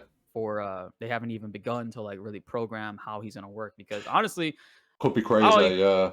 yeah, I don't really know like Vincent's combat like after seeing how fun Barrett's combat is. He's just like a stand and shoot and you know how much I love Melee Barrett. Yeah. Melee Barrett's one of my favorite like things about Remake because of how stupid broken it is. This dude's a friggin' tank and He is, combining it yeah. with combining it with enemy skill, like using Algid Aura and HP Absorb, he never loses health. He just keeps on regaining HP in that melee distance. And Oh, it is Barrett, beautiful as well that you can still do stuff like that. yeah, and that's why it shocks me to hear that Yuffie and Tifa supposedly aren't going to be playable Yeah. together. It's like no way. Like There's I'm only one character that I have big questions about even being Mhm. playable in the game, and that's Kate Sith. Yeah, I honestly feel like we're going to get an Advent Children sort of thing, where Kate Sith's just kind of riding around on Red 13. it could be, I've just got a but weird feeling. I feel I like just hate Kate Sith. with how with how much they've gone out of their way to like really do homages and Yeah, bring stuff back together and make things look as accurate as they they're have probably going to for the do it. original game, I feel like they still will keep him on the Moogle. And but one thing to note with like they made everybody fun to play in Yeah, combat. Yuffie and Tifa are my most like favorites to play as. They're absolutely fun. yeah. Aerith is the most broken character in Remake. Like she and Tifa combined with synergy. it's ridiculous. Aerith she's unstoppable. Like, no wonder Cloud's she has to Cloud's die. just Like, surplus. Cloud is literally surplus to requirements at this point. Like, you go sit over yeah, there, Spiker. You just chill. yeah. We'll deal with Cloud this. Cloud often is always my third character in the slot. I always pick like in VR, it's always Tifa, Aerith, and then Cloud. And Cloud, I have him doing secondary stuff like helping increase stagger or Yeah, throwing out magic here and there. But it's really and truly Aerith and Tifa that I have do the uh, actual doing numbers. the damage, the Yeah, yeah, numbers, the stagger, all that stuff. Really, because they're so good at what they do. yeah. So seeing that, how they were able to make Cloud, obviously, but like Tifa, Aerith, and Barrett, all absolutely fun characters And in their Yuffie own now. ways. And Yuffie, sorry, all of them in their specific ways to be as fun in combat. I can definitely feel confident that with Kate Sith, he'll have some pretty redeeming and fun aspects to him. I don't like the character either. As Trust long me. as they get rid I of the hate. limit break. Because, like I Yeah. was saying earlier, it's all about the numbers for me when I'm picking Hmm. my party. This is why Yeah. Kate Yeah. Sith never gets in my party. Because it can Yeah. kill me in one go. Like, Yeah. no, get out, go away. You're done. So yeah, they need to So get rid of that. it's gonna be a lot of fun to see, man. It's gonna be a lot of fun to see because that's something that I'm just Just a giant stuffed Moogle body hopping around, screaming at people through a megaphone. It could yep. work, it could work, it could work. Yeah, yeah, very well. But no, Vincent and Sid, yes. I'm really looking forward to those characters. Vincent's gonna have some crazy teleportation, mixed hybrid How are they going to do his limit combat of like, breaks? Like, yeah.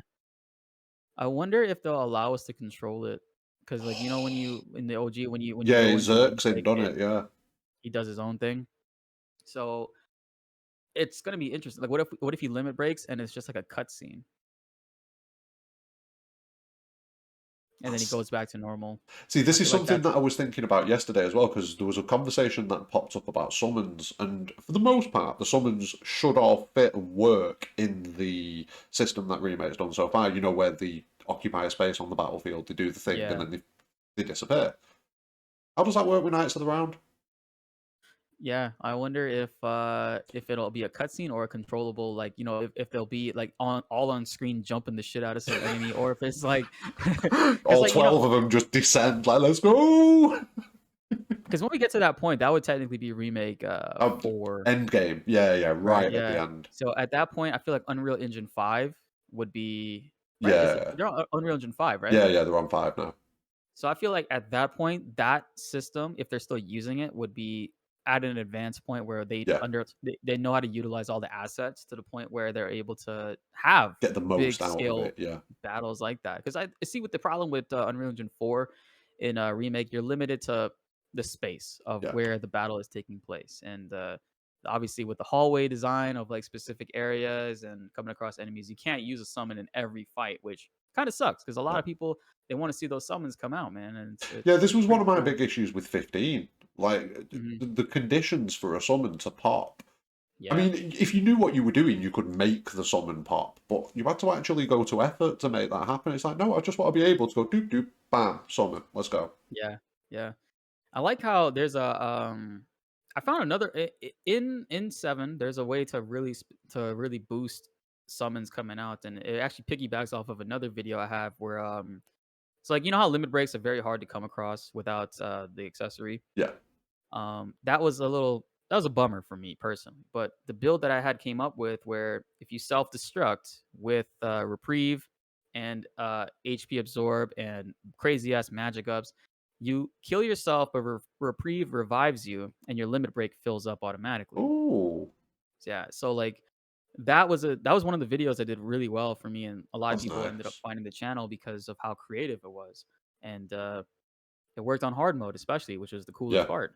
So you when you do that also and you have a summon equipped, summons pop and come they're accessible to like summon them once your health gets into the red. yeah, So when you do that, you technically die and come back. but uh you you can bring out a summon. So there's a way to do summons, but obviously the battlefield has to be big enough to be able to yeah, do it. well, So yeah. that's yeah.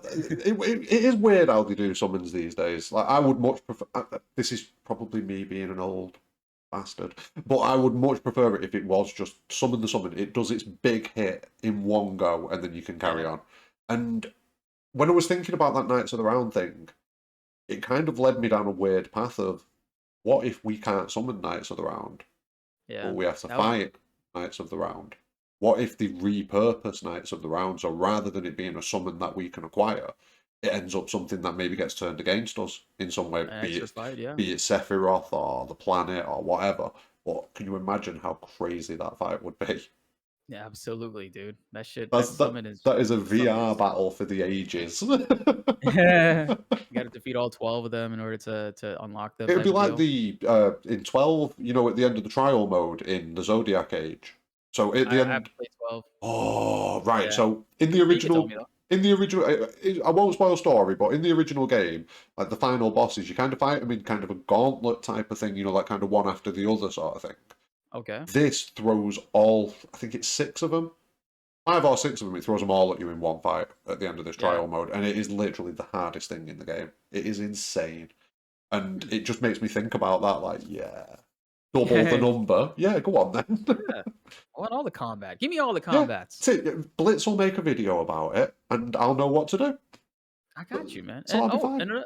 another thing about the summon thing too, like what I would do, and I see a lot of people were doing this, excuse me, as well. But if you call out a summon and you just want the big attack at the very end to just come out and do its thing, you could self-destruct. Self-destruct with the reprieve, it'll bring you back and it'll trigger the summon that's Yeah. already been called out to go into that animation and Yeah, end because they'll do the their final attack. Yeah. attack when you die, won't they? Yeah, yeah, and I like that's the that. same. That's the same with Carbuncle as well. And Carbuncle revives everybody, which is pretty unique. Yeah. It's pretty cool. See, this is the thing. I've not really dove into hard mode. Like, I stupidly said to myself, what I'm going to do is, I'm going to save hard mode for when I've got a PS5.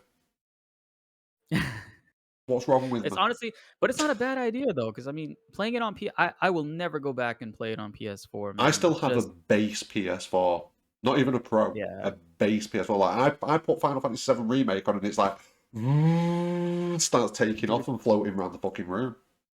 dude. The sheer improvements alone Yeah, that the PS5 brings to integrate is absolutely something yeah, special, man. Like yeah. I can it's imagine. just the canceling. Like so before. One of my main thing for combos, what I would do is once I get an enemy pressured with Tifa, I do a focus strike, which is the thing where Yeah, she jumps back and she charges back at yeah. them. It's a great move And when that. she, and when she hits them, you can cancel it with a circle to dodge roll and do deadly dodge, and then in the deadly dodge animation, do it again, and you can kind of loop it over and over again. So she looks like a freaking Dragon Ball Z character, going like hitting them, jumping out, Pew, hitting them, pew, jumping pew, out. pew. Yeah, Finish it it off with a looks like star shower just to go extra crazy. it looks like Star Shower. Like Yeah, you do Star Shower and she yeah. goes. It That's looks just like that. she has got probably the most fun-looking moves in the entire Yeah. game. Like that star shower is crazy. Like the first time I saw that, I was like, "What? Yes, thank you." Yeah. Dude, and freaking so in Intergrade, because of 60 frames support, you can break the game with Tifa. It's absolutely insane, especially with synergy. So with Focus Strike, when it lands on an enemy, it refunds you back the ATB you spent. Right. So with Synergy Materia on like Aerith, what it does now in Integrate is it doesn't use any ATB and it doesn't use any MP. It's free. It costs free. So if you pair that with Ooh. Fire, for example, and you keep spamming Focus Strike with Tifa over and over again, and you can cancel it faster now with 60 frames. You can cancel it immediately as soon as she hits the enemy and go into another one over and over again. She could do like, honestly, in 5 seconds, she could probably hit an enemy with 10 Focus Strikes. It's so stupid. And that, you know what that means? Anytime that if she did 10 Focus Strikes, Aerith already launched 10 Fyras at the Oh enemy. my goodness. And then you could take it in even a step further. If you have Arcane Ward, you know Arcane Ward with Yeah. the how it doubles magic? Yeah. It doubles Horrible. it doubles synergy magic. So if Tifa did 10 Focus Strikes and 20. Aerith did 10 Fyras, she does 20 Fyras. Yeah, I can see what you mean now. By like, Cloud really doesn't need to be in the game anymore, does it? You can just go sit in a corner. Him and Barrett can just go chill. Yeah. Well, Cloud technically could still do because Cloud's Disorder attack works and functions the same way as Focus Strike, where it refunds you back ATB, but not Right, as so you much could as kind of Tifa's. interchange Tifa and Cloud a little bit, but Exactly. not as Yeah. effectively, I'm guessing. No, because like it gives Cloud back. I want to say a little over a half. It's not 3/4. It's like in between a half ATB and Two 3/4. It's thirds. like yeah, yeah, yeah, exactly. Yeah. But with Tifa, she gets like 9/10 of a bar back. Like Fucking it's hell. that close. It's that close to being one. It's not one, but it's that close to being one. And she's Yeah, so just it's like, much more efficient and like cost effective to do it with Tifa then, yeah. yeah, yeah. So it's just, dude, my mind has just been But this is absolutely. how I'm seeing these videos of people destroying Vice in like 3 seconds and shit like that. Then, isn't it? Yep. Synergy materia, man. They honestly have changed it because it was the worst. It was single-handedly the worst materia in the original Yep. vanilla remake because it costed an ATB. It Yep. also costed MP, and it was like it was slow. And it was like it was a There waste were of a other slot. things that you could do instead of it that were much more effective. Yeah. Exactly, exactly. But now with Intergrade, it's completely revamped the entire combat system with this one Ooh. materia alone. By them increasing the game to 60 frames, synergy is a must-have on everybody. Even if you don't have Aerith in the party, you have synergy on Cloud, and you do the same with Tifa. Yeah. You have synergy on Barret, and you do the same thing with Tifa or Cloud. And it's just like that constant stream of a character using an ATB move to proc synergy Yeah. is just insane. And the fact that that same ATB move refunds ATB, it's like, what? It's infinite Yeah. power? Like, seriously? It's just a death loop, basically. Like, no, no, this carries on Yep. now until you're done. Yeah, and it even goes even further too because it's like with when an enemy is pressured, they're in that pressured state. They take that the stagger bar can be increased Yeah. by specific moves. The move that raises their stagger the highest is Blizzard, Blizzard Ice. Okay, yeah. It raises enemy stagger much faster than every other magic. But with fire, technically, it could be faster because of how much faster it takes to cast, how much quicker it is to cast fire than it is for Blizzard. Yeah, because Blizzard, I think it's a slower cast, and then you've got to wait for it to land, chill for a Yep. second, and And then, the yeah, and the enemy can like get out of it yeah. as well. They can like dodge it easily. So that's what I'm hoping for with PC, where somebody will be able to create a damage counter, and I can honestly prove with DPS specifically which one is Yes. more efficient, fire or Oh, ice. see, now that would be really useful, just because I suppose it would just run similar to the parsers in 14, wouldn't it? Pretty much, yeah. Yeah, I assume it'd just run the same as that, just keep totting Yeah. up the DPS and then let Yeah. you know what you're doing. Whatever number's coming in and what character was emitting that number, then they I'm just got to scared keep to even track of it. Yeah. install one of them on 14. I don't want to find out that I'm shit. I really don't. I run I can't. Ninja. I run Oh my Ninja, god. man, and there's a lot of room for error in there. Yeah, Ninja is a very tricky class to play. Like you actually control a significant amount of It's the all about that DPS of trick the attack party. window. It's all about Yeah, that trick attack window. Come yeah. on. Trick attack is so good. And the beginning of Shadowbringers, ninjas were bad until 5.2. Yeah. 5.2 is where ninjas really hit their stride. They Oh. changed up with the way that they function. So you picked ninja at a great time, to be Well, honest, this is playing as it. late. Like when I first played 14, and I'm talking like 6 years ago, probably something like this on PS, same as yourself. I picked Yeah, Warrior, and Warrior is such well, Gladiator, isn't it? It's not Warrior, yeah, it's yeah, Gladiator. It's such a yeah. slow, boring class, and I It fell was, off. yeah. And then when I came back, like a few months ago, well, about a month and a half ago, I was like, right, picked Warrior again, and I got to level 15. I was like, nah, I'm done with this shit, and just went straight to Rogue, straight to Limsa, straight to Yeah, Rogue. Like, let's go, let's do this. And yeah, yeah. it was a good choice. I'm not a tank. I'm definitely not a tank.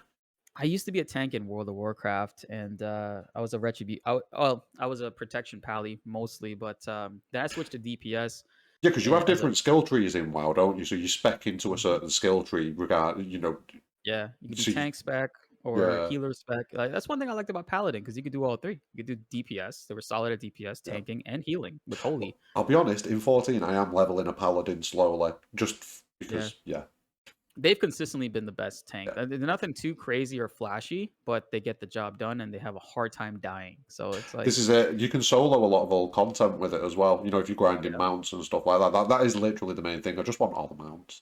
yeah. Because like with Gunbreaker's fun and their DPS is okay, but they're super bolide. That That's that move. scares me. That Yeah, I can't even imagine being a healer in that fight. Like, no, just die, go away. yeah, yeah. Just what did you do to your health? Why'd you hit that? You were good.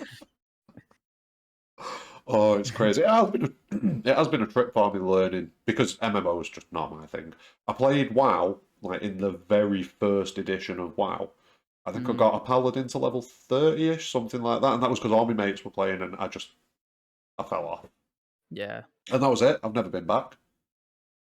WoW, I have a long history with, but I honestly I didn't even play Battle for Azeroth. I played Shadowlands, I think it was called. That Shadow, sounds about right. That sounds yeah, about right. Yeah, yeah, yeah. I think it was called Shadowlands or Legion or some shit. I can't remember. they Fuck. both But sound right. To be fair, I think they're yeah, both different expansions. See, I know you know, people who play it obsessively, but I can't do it. I used to be obsessed with it because I played Outlaw Rogue and they were like super RNG. Like it's hilarious because they could be the best DPS if the rolls go right because you got to roll a dice and if you land on the right stuff, you're getting these buffs for like 30-second window and doing crazy damage. I can But it could imagine also that's be really annoying though when you're in a big raid and it all goes to shit. I used to get lucky with it. Like I don't Yeah. know You got my the luck rolls touch. were yeah, dude, I would always get like the friggin' so there was a specific if you get like two sixes, I think you get all the buffs at once for 30 Ooh. seconds. Because before, like depending on what you land on, you get one or And is two that just buffs you here and or is there. that a party buff? Just you. Just you. Yeah. So like they have moments where they could be really stupid broken and they also have moments where they could be really shit. I The Kate suppose. Sith. Hey, there we go. I suppose it keeps it fun Y- to an Yeah. extent. It keeps you on your toes. You've got to think about what you're doing all the time because it could all Yeah. go to shit and through no fault of your own. Yeah. Like I've had moments where like because in WoW I ran damage parsers all the time. And I still run damage parsers on 14. I just don't have it on my screen. I have it on another Yeah, yeah. screen. Um, I'm just obsessed with the numbers, as you can tell. Yeah, I'm scared to use it. I think I've got a good opener. I think I'm good going in with my opener. I'm okay at that. Because it is Yeah. literally just go in, dump trick attacking, and then just spam everything. As long as I keep my combo running and get everything in that trick attack combo, I'm good. And then I just don't know what to do, so I just run around, fucking do whatever. Bro, in 5.2, I got so like obsessed with because I'm a samurai main That was the in other class I was yeah. considering because it looks so fun. Yeah, and one thing I like about samurai is that the gear between samurai and paladin, sorry, not the gear between samurai and monk are interchangeable. Oh, So like if you really? have yeah, so if you have a paladin and a samurai, you could just swap the gear from character to character, which is cool. That's pretty nice. That's decent. Yeah. So Yeah, I'm working on a monk. I think monk is probably going to be what I'm going to be playing in Endwalker right. because they kind of fix a lot of their positional issues. I heard. I'm not too sure. I'm not too knowledgeable on monks in Yeah, I don't particular, know that but much. I mean, we only have like a couple of positionals on Ninja as yeah, far as I know. You just have to veer off to the side every now and again. And yeah, the flank and shit. it'll be But fine. But we've got yeah, Thingy as well. You got True North now, haven't you? Which is yeah, beautiful. Just hit that and forget everything. Like, nope, not moving. yep, The yeah, only dude. With samurais, right? They were in a specifically weird place in 5.2 yeah, where for samurais to do the most damage, you gotta materia all your gear to spec into skill speed. And right. it would give you a global cooldown of 1.06, which is super fast. Like you're popping off Yeah, that's abilities crazy. crazy. But a lot of people that are obsessed with the numbers found out that you're technically overcapping and hurting yourself for long fights if you do that in 5.3. Where now for samurais you want to spec into mainly direct hit, which is penetration sort of. Yeah, It's bypassing like armor damage and stuff. Because if your skill speed is crazy high, by the third minute in like a 12-minute fight, sometimes 4-minute fight, your rotation will desync gone out of because sync. Right. yeah, because of how fast you are, and now you're waiting for like cooldowns and stuff. So it's like, damn, that's actually So it's either work insane. out a completely new rotation or Yeah. So don't. there's hybrid builds that I've been looking at recently where you can get a certain amount of skill speed and stop there because then when you put the rest into direct hit, it's like perfect. Like It syncs up nicely. you're never waiting. It's like 1.26 global cooldown. So it's like 0.20 seconds slower, Yeah. but it's consistent throughout And the it's whole still fight. fast compared to what you Still would fast, be. yeah. Yeah, yeah. Yeah, because what is default? Like 2 seconds, 3 seconds, or something like that. Something like that, yeah. Yeah, I think black mages run into that issue a lot because of Oh. casting times and stuff. I do need to get more into 14. Like it's bad because like I'll go through periods where I'll play it, I'll just hammer it for a week or two at a time, and then I'll be Yeah. done with it for a week or two, and then I'll go back and hammer it. It's yeah, I can't get any So consistency with it. so based off of you, I mean, maybe you could help me out with this, right? So another crazy revelation with Shadowbringers, I left off in 5.2. Right? I heard 5.3 had a crazy, insane story and Is a it lot of cool three? things happen. Is it 5.3? It's either 5.3 or 5.4. Yeah, it's Yeah. yeah. So I But everyone loves Emmett Selk. Everyone yeah. loves Emmett Selk. I don't think So Emmett Selk is as good as the bad guy in 5.3, 5.4. I think they take the shine for me. okay. Obviously, I'm excited to play it. I'll be in the But I minority, I'm sure. But yeah, it's but what good. I'm worried about is so I went through I started not from the beginning, maybe like chapter 3 or 4 of A Realm Reborn to see if I could just go back through it, Oh yeah. pick back up bits of the story. One of my cousins told me to start from like where they talk about Shiva, where the whole Shiva portion is. Oh, with his ale and all that sort of stuff. Yeah, so he said like to Yeah, start yeah, off there, then continue into Heaven's Ward and Stormblood if I want. But yeah. realistically, like since you've played it recently and you're kind of like fresh back into it, do you think I should continue from there, or would I be fine just like skipping to I don't know like Stormblood or Heaven's Ward? And because I hear that the Heaven's Ward stuff, I should play the post ARR stuff because Yeah. of like yeah. I mean, I don't. It doesn't take a massive amount of time to get through. I mean, I would always. Oh, it's real tough, because it is a Yeah, drag. It is a drag. It yeah. genuinely is a drag. But the good bits are really good. And the reason why I would always skip through it, and not only because it was a drag, was because my cousins, they obviously started playing the game before me, and they were like end game, and I wanted to catch up. I Oh, wanted to catch up, so I'm just like, I'm hearing about them doing all this cool shit. I'm just like, go escape, quick, go quick, skip, go quick. escape, skip. Every time a cutscene would Yes. come up. I do that with side quests. Anything that's MSQ though, like I'll watch it. I'll click through it. I'll try and catch it. But see, I don't Yeah, know. It depends. You already know a lot of Shadowbringers though, don't you? That's the thing. yeah. So I want to get that experience, you know? yeah, yeah, I know what you mean because it does flesh the world out a lot. While a lot of Yeah, it does drag, there is a lot of good stuff that fleshes it out, and there's certain moments that happen where it nods back to like not so much a Realm Reborn, definitely Heaven's Ward, definitely yeah. Stormblood. Like it definitely nods back to him, but it's like the MSQ in Stormblood drags so hard in the middle, like it really does. Okay. But yeah, I'm useless. I don't know. I don't know. Ah, no worries, man. I just figured to inquire because I've been asking everybody. You I just asked my need Night friends. Sky Prince to make that video. That's what you need. You need Night Sky No, Prince bro, to make that video. NSP, it always circles back to one thing. The This video. video that Yeah. you have not made, that you need to make. Even I'll watch it because I'll guarantee I miss some stuff. I'll guarantee Yeah. I miss some stuff. I love doing that, like, in general for, like, any story, really. Refresh Like, yourself. Yeah. yeah, like, if I watch a TV show or something like that, I'll go to, like, I don't know, New Rockstars or something, like, one of their websites, like, one of their Yeah. channels, and, see them break down things that completely went over my head. And I do the same for video games as well, and that's how Game I of came Thrones was a across big one for me with that.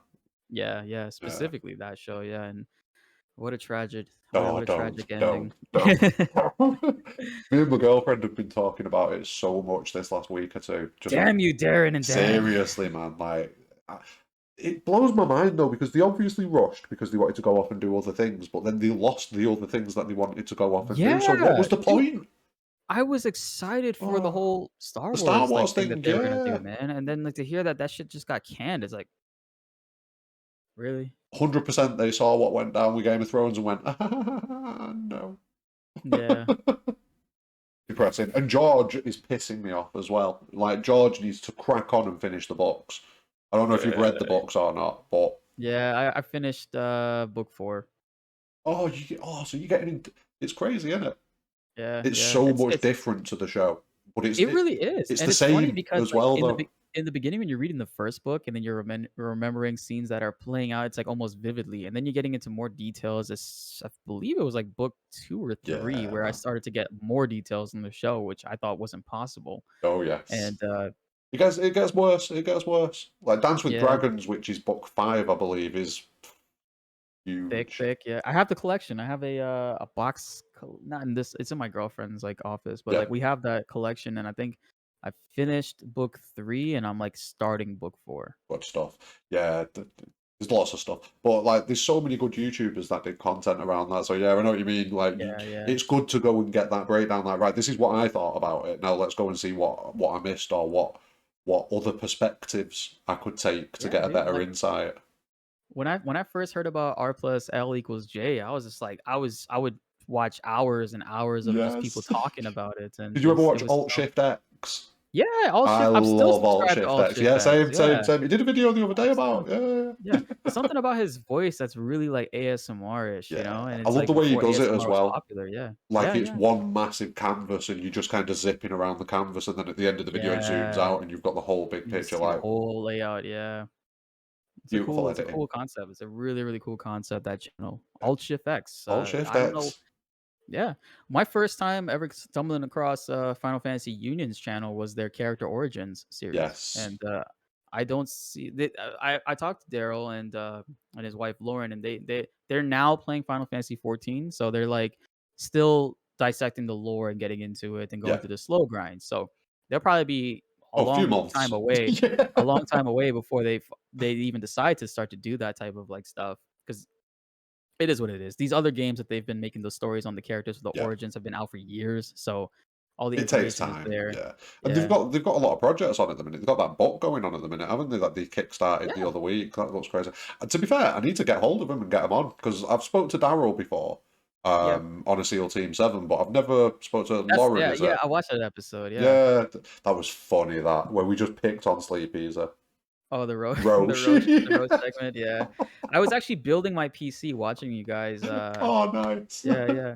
I remember I had all the parts that came in. It was like, I believe it was a Saturday, like, morning, and I'm like, "Oh, shit, yo, Yeah, ST7's on right now." So I just had you guys on in the background, and I was just, like, putting together my PC I think stuff, that and was the then Zach conversation. yeah, Or I started to I could be notice wrong. the tension started to arise, and I'm like, "Whoa, what's happening As soon as I here?" heard Roche's name, you Yeah, just saw my face like, ooh, no. yeah, yeah. Stinker, no. I don't There is a mind lot him. I don't there's a mind lot of him. merit to what Sleep Easy's saying. Yeah, What he meant to say, yeah, what he it's meant just to like, say. don't write the character off Yes, right now so early because 100%. we don't know anything about him. Like, he could be What was it now that redeemed in brought it so many up? ways. That was it. It was the stats. It was that survey that FF Union had done, wasn't it? And people in Europe just fucking hate Roche, basically. Yes, and they That mentioned was that it. Yeah. he was like an American stereotype character, which I fully can see totally for sure. And Yeah, I'm it not is what it defending is. Roche at all. I'm not defending him, and I'm not saying he's a bad character.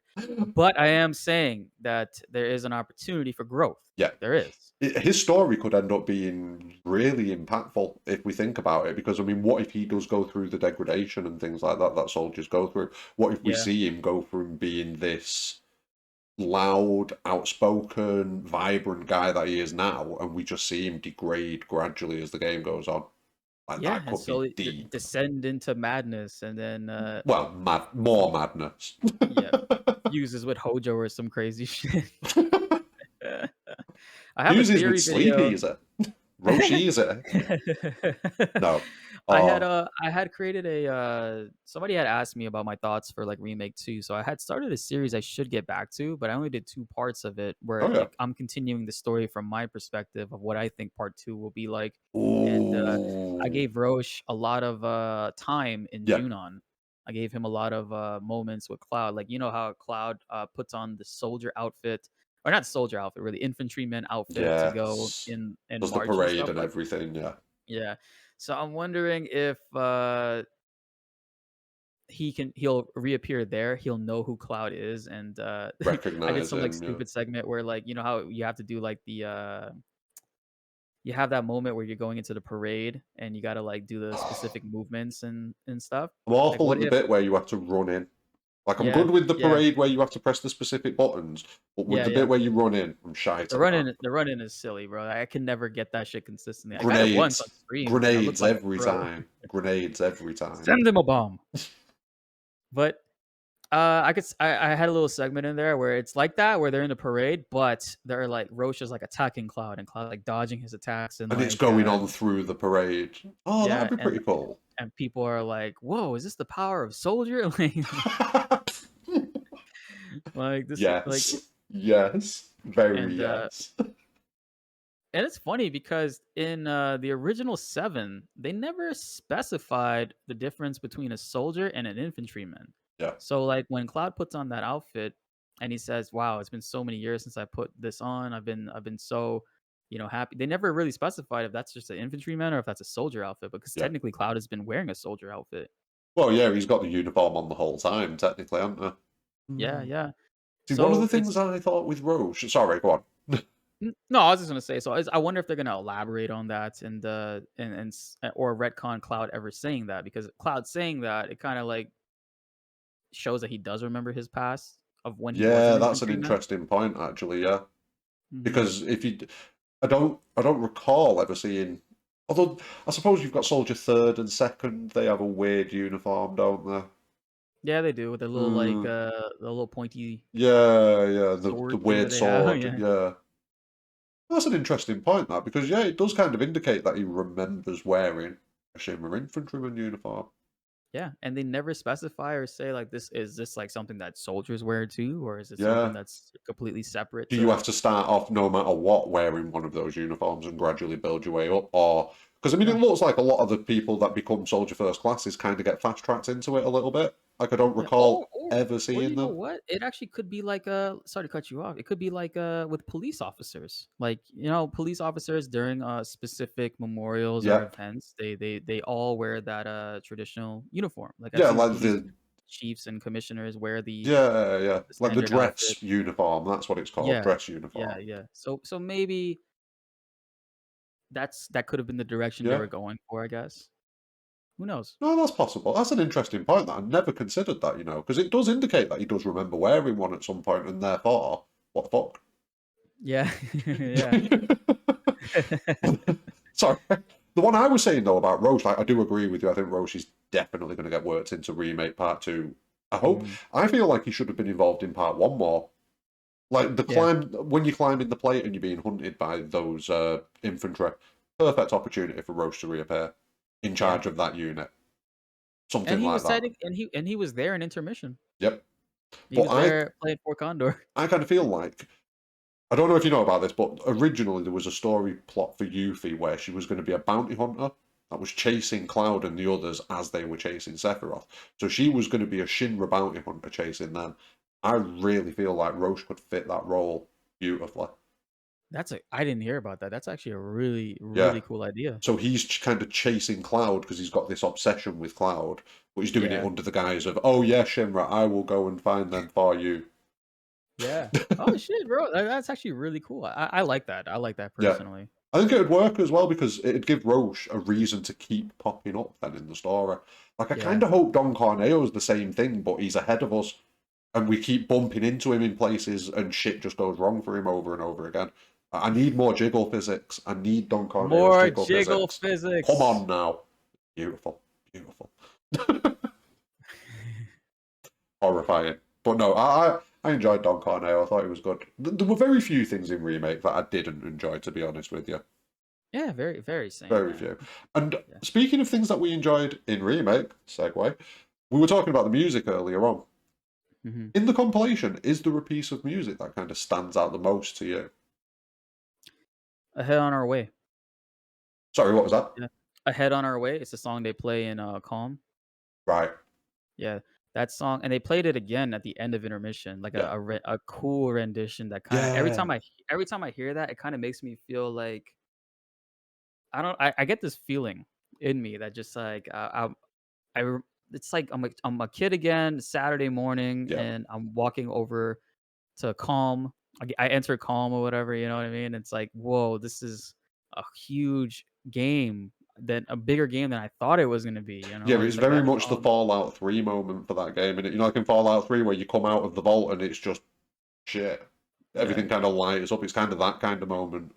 Yeah, Head on Our Way, I believe it's called, but it's I that know that which one you song. mean, though. Yeah. Yeah, that song is so good, and especially what they did with it in intermission. It's like, what, yo, that's I knew they were gonna hit their. I knew they were gonna hit really high notes on that song, but dude, they really really made me fall back in love with that song again. There's just something about that like makes me feel great and at in a good place, if that makes any sense. I know Yeah, there's yeah, there's definitely. lots of good songs. There's lots of good songs, like, you got the battle theme, the boss theme, you got Eric's theme, which, by the way, if you're watching this, Gerhard Walram, fuck you for copywriting every single time Eric's theme plays in our streams or videos. No.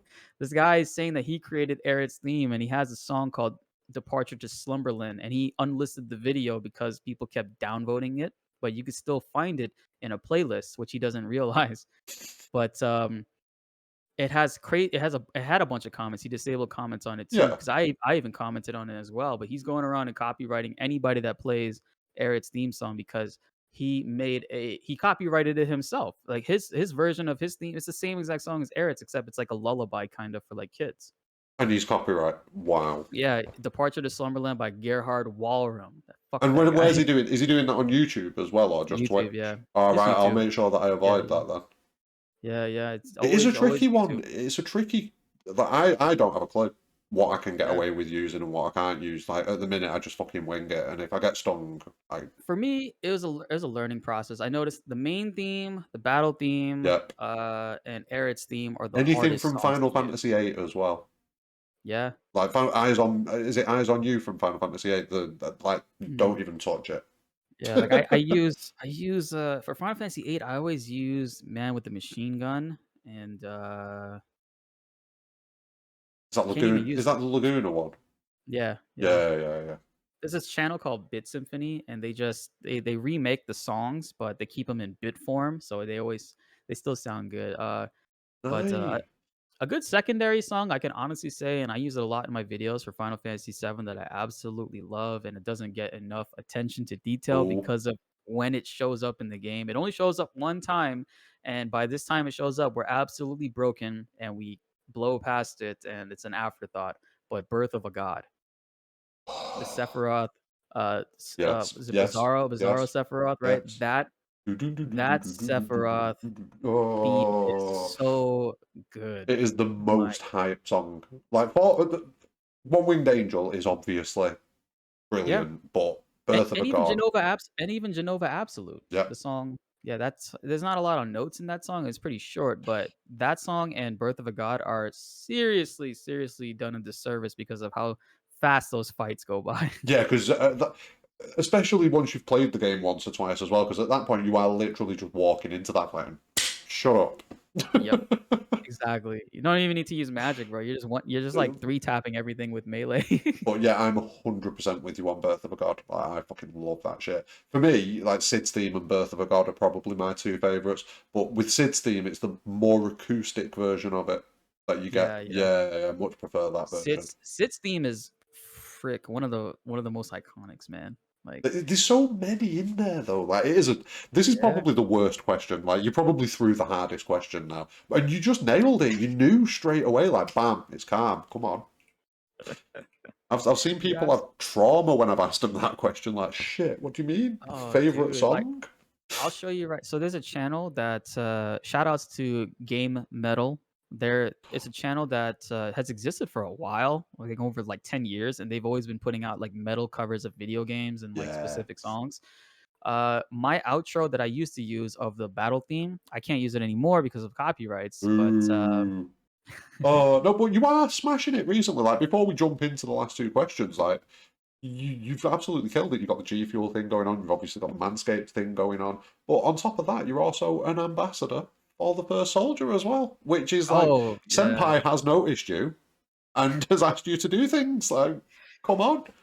Bro, I'm honored. I'm very incredibly honored by the tags that they've been giving us, like ambassadors and stuff, dude. Because it's like for the longest time since I've been doing this stuff, content creating wise, I've been making videos more than a hobby in 2016, and really in 2020 is when it started to take off. Yeah, But to see that the channel is getting representation or getting notice from like Square Enix themselves or like other people that work with them, that has honestly been like a dream come true in a yeah, lot of ways.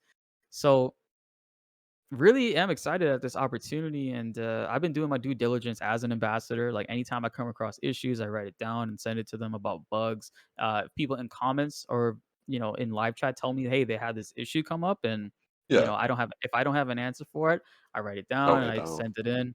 And me and the admin for the first soldier. We have a pretty cool relationship where like he actually went back and looked at my remake stuff the other night and he was like, "Dude, like I just realized that I watched your channel for Hell Yes. House dozens of times Yes. at work in preparation for when Not I go alone. home."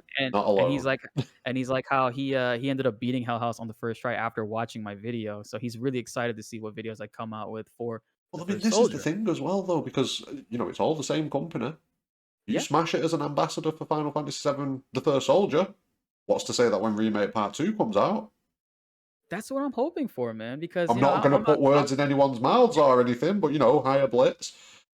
I was a little disappointed because last year we did run into a lot of issues with I probably filled out the Square Enix application like 5 times, dude. Yeah, Like for them to try to make me like an affiliate or like an ambassador for Square Enix to like get codes and stuff and like special promo pieces. I wanted to be associated with them in some way, yeah. and it wasn't happening no Oh, I matter know what. that feeling. I know that. I'm still too much of a baby at the minute, though. Like, as soon as I saw the requirements, it said minimum of 1,000 subs. I was like, oh, You'll get there soon, bro. that You'll was get it. I there. just died a little inside, like, oh. But yeah, this is Don't what let I'm it hoping. discourage. I'll be ready for Yeah. Remake 2. That's what I'm hoping. I'm going to get myself sorted, get myself ready for Remake 2, and I will hopefully join you guys flying the flag for Final Fantasy. Yeah, yeah, it'll be a lot of fun, man. I can't wait for that moment, man. That's You when will. I reckon, honestly, like, because, like you've said, you're doing your due diligence, you're doing the right things in the first order. As long as you keep doing that, they're definitely going to. I was about to say notice you, but keep noticing you. Do you know what I mean? Keep yeah, you in mind. Like, that's the main thing. You want them to keep you in mind.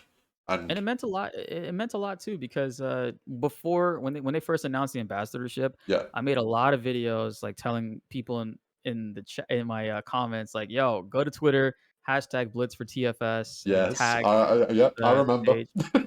And they actually noticed it because when we were in the ambassador chat, they had mentioned to Legion's Gaming because Legion's asked, he's like, "Hey, um, is Blitz in the ambassador program? I don't see his name on this list on the right in Discord." And they replied back to him, "Of course, he was the first person like on our list I to make an remember seeing ambassador." this. Yeah, you are Uh, the first soldier, First bro. soldier. You are the first soldier. So it's like, damn, to see, and he was like, "How we can't not put him in?" So I'm like, "Damn." So I asked, like, have you guys seen the hashtags? And he's like, let's just say they didn't go unnoticed. Love that. So I was like, all right, that's cool, man. And I'm it just glad that goes to show that the community can get things done as well.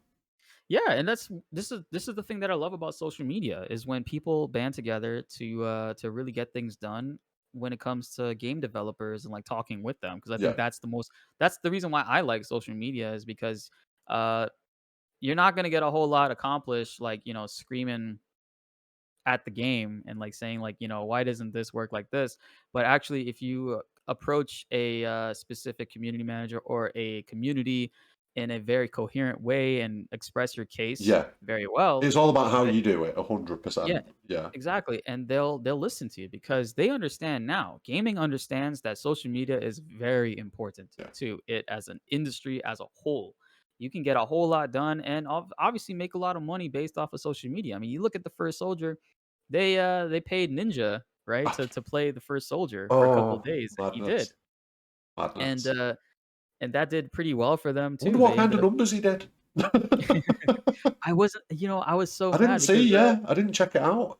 oh, yo, he went live, I think it was last Saturday, and I wasn't home, so I wasn't able to, like, check it out myself, but, Uh, I heard it did pretty well. I don't know if he won any games or anything like that or how exactly his setup oh, was, but yeah. I still cannot get a ranked win. I have finished second. So many. Oh, it's really pissing me off. It's like No, in man. that No worries, clutch. man. Next time I stream and, if you're on, we could jump on a squads, bro, and I got Oh you. no, no, no! I've done a trios win. I think me, Oh, Legions, and someone else. I can't remember who it was got one, but solo win. I can't get it. oh, yeah. I just can't get It's it. best advice I can give you is, Kill make sure you people. pick up fire pick up fire material, put Yeah. fire in the first slot, and just spam that shit at the end, like, when Right. people because like, it's basically grenades. Yeah. Fire is, grenades for soldier. Yeah, I probably underuse fire. I like to put cure in one of my first two slots just because it's easier to do, on the Yeah, controller that yeah. way. Like I hate Yeah, doing yeah, L1 and L2 for some yeah. reason. But L1 and L2 is so difficult, but that's where I put like rays and I put heal and stuff myself. yeah. For the first slot, I always have a fire, and second slot it's usually arrow for traversing the map type of deal. Whee! Yeah, that's so funny. Like It it's is, it is. such a cool like mechanic behind it Yeah, because I saw the that falling damage. that snipe kill that Legion's got the other. Was it Legion? I think it was Legions who got it, where some guy just pinged themselves up into the air with arrow, Yes. and as they were landing, he just licked them up. Oh, it was beautiful. Oh my god, What a that was kill! amazing. I'm What a like, yo, kill! that guy's gotta be pissed. I was in the air. How did this happen? Bro, No, he got killed with sheer skill. no. The worst. I think my worst moment was when a Tombury just. I saw it, I shot it, and then my HP was one, and it was like, oh, run away, run away. No, that was a Tonberries are so tricky, rough. man, but it's You have like to you use gotta shoot. materia, don't you? Well, you can use your gun too, but what you have to do is you have to seriously shoot him like 4 or 5 times, and when you see him go into the teleport animation, Bail. you Right. dodge roll out of there, and rinse repeat. And don't get killed by a Tombury like Yeah, me. Yeah, don't do it. I got brought down to 1 the other day. It was hilarious because I was playing with Fish Fried Cat and Baby Seal, Yeah. and we went into a hangar to go loot this area, and they told me, shit, there's like enemies on us, and I'm like, all right, I'm coming back. So I went and I opened up a box to get some more ammo, Yeah. and as I'm opening the box, I get stabbed from behind by a Tomberry, and I started freaking out. I'm like, oh my god, there's a Tomberry here. So I started running my way towards them, and with 1 HP I downed like 2 guys, but the third guy got me, and then hit this Oh. asshole dude killed me out, and well, Baby Seal and them ended up killing him, and then they brought me back. So I was like, yo, y'all, we need to jump this Tomberry. Like, we destroy him. I So need like we ended. revenge. Yes. And, he ended up stabbing me again because I mistimed my dodge. So that Tombury just had your number basically. He was just like, you, come here. Yeah. Come here, And lad. it only focused me too because we were all shooting it. It just kept coming at me, and I'm like, "Yo, this asshole, bro." That was a You've funny just stream. we'll have to have a word with Gamer Tombury on Twitter, see if he can have some communication, something like that. Uh, I know Baby Seal's trying to get him to be a VTuber. Like a Gamer Tombury VTuber. Like, I'd be up for that. I'd watch that. it's a great idea. I would Yo, watch Tom this. Bear, if you're watching, Do it. Gaming Tom Bear, if you're watching Do this, it. do that. That is Yes. a Do great it. idea. That is a Oh. VTuber. That's a VTubing channel I will watch every day. You wouldn't even have to talk. Just Yeah. menacingly sit there with a knife, like, hello. Oh, that'd be brilliant. That'd be absolutely amazing. But yeah, First Soldier is surprisingly fun. It is. A I lot of wasn't fun. expecting it. I genuinely. I was in it for the lore, for any story we might get, but I just find myself running around now wanting to cut people up as a warrior. Yeah, dude, I've been having a blast with it, man. Because I'll be the first to say, like, I was memeing the game hard because when you hear battle royale and you hear Final It Fantasy, it's just like worries you, what? doesn't it? Yeah. But when I played the beta, I felt, damn, like this is actually really fun. They're onto something here. And then I played the game, and even though it does need some work, some more fine tunement, Yeah. I see the direction that they're going in, and I think it's going to be a very, very good title for a long time to come. Well, yeah, And because they so, have got a bit of a long-term plan with it, really, haven't they? Like, you've got yeah, story that they're drip feeding out to us gradually. yeah, I mean, how long are the seasons as well? The seasons are like 2 or 3 months. Something like 100 yeah. and odd days, isn't it? So if season started last week, today last week, right? I think so, yeah. Sounds I about think right. the end date is February, so that's about, it's about 3 months. So 3 months. So actual season style, Hmm. which is pretty cool. Yeah, we definitely need to get on there and find out what that Black Dome is. Definitely need to get on there. Yeah, Yeah. they messaged ambassadors today, and they were saying stuff like, "Oh, we need you guys to enter the battlefield to figure out what's going on here. Shinra has no idea." And I'm like, "Oh, so Oh, we're we're doing role this, playing are we? right now. We're We're roll. role Yeah, playing. yeah. Let's go. I We like are in this. character. Yeah, Oh, I that's love pretty that. cool. I love that. That's brilliant. Oh, well, Yeah, yeah. More First Soldier. Like, I'm up for it. I'm up for it. And I need to get involved in one of these little stream night things or something. yeah, It's shit because I'm in shitty little England on the other side of the planet. It's like it's 10:30 p.m. right now. Do you know what I mean? yeah, yeah. So by the time you guys get going, it's like 2 a.m. I think Baby Seal's starting at something like 6 p.m. his time or 5:30 p.m. his time tonight. And that's like 2 a.m. for me. Yeah, It's rough. don't Well, no worries. I'm gonna be starting to do earlier streams, Ooh, like 2 p.m., 1 p.m. my time. So that should be like what was that like that's 5 about p.m., 6 what p.m. by time you? we got going today. Yeah, eventually. Yeah, yeah. So no worries. So my plan is to do more daytime streams Yeah, playing First Soldier because I know for a fact that this fan base, mobile gaming specifically, is more on the eastern part of the world. So nighttime playing, I will get the viewer base that I normally get, yeah, you'll but get your community, but you won't yeah, drag. Yeah, yeah, I get you. exactly, yeah. So I'm gonna be starting to stream more earlier in the day, so this way I can enjoy the game myself, but also like at the same time bring more people into the streams, which Yeah. worked out yesterday. Yesterday I did an Oh, did early you do it stream. yesterday? Yeah. I did an early stream before they Oh, I went. I went at remember actually. Yeah, Yeah, and dude, we ended up honestly because like YouTube's my main platform, but yeah, like I recently in August started doing multi-stream where like I stream on both YouTube and Twitch at the same time. yeah, And according to the Twitch terms of agreements, you're not allowed to do that, yeah. but I haven't been told anything yet, so I'm just gonna keep on doing I it think until it's I get a more. warning. You're not. You're. Are you still affiliate at the minute? Affiliate not partnered. Yeah, I think it's more when you hit partner that they start going, "What are you doing?" Okay. I Okay. Well, that's think good to know. Well, that's good to know because it is I tempting mean, to switch to YouTube though, because like that's where all of my subscribers are pretty much. yeah, I All trust me. 600 and odd of you. I love you So guys. I've been doing both, and yesterday was the first time without any raids at all that like my Twitch stream passed my YouTube stream and consistently stayed at a pretty high number, Ooh. which I was like, "Yo, this is actually really cool." And it was because I was streaming early in the day. I was only like the third person playing the game, Yeah, but this is it. The later you get, the more and more people get on it. 100%. yeah. So like tomorrow, I'm actually probably gonna go live tonight, maybe in a few To be fair, hours or so. I'm Yeah. probably going to jump on when we're finished as well. Yeah.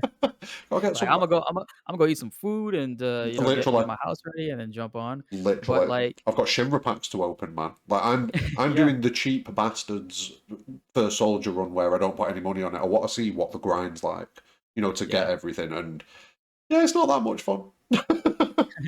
As long as you're going through the even the free battle pass gives you Shinra packs, which is Yep. cool, but as long as you're doing the challenges consistently to level Yes. up Getting the your battle stars. pass, then Yeah, yeah. you'll definitely be able to open up, excuse me, a lot of those packs. I'm looking to try other classes as well. Like sorcerer's apparently quite overpowered. This is what I'm Yeah. hearing.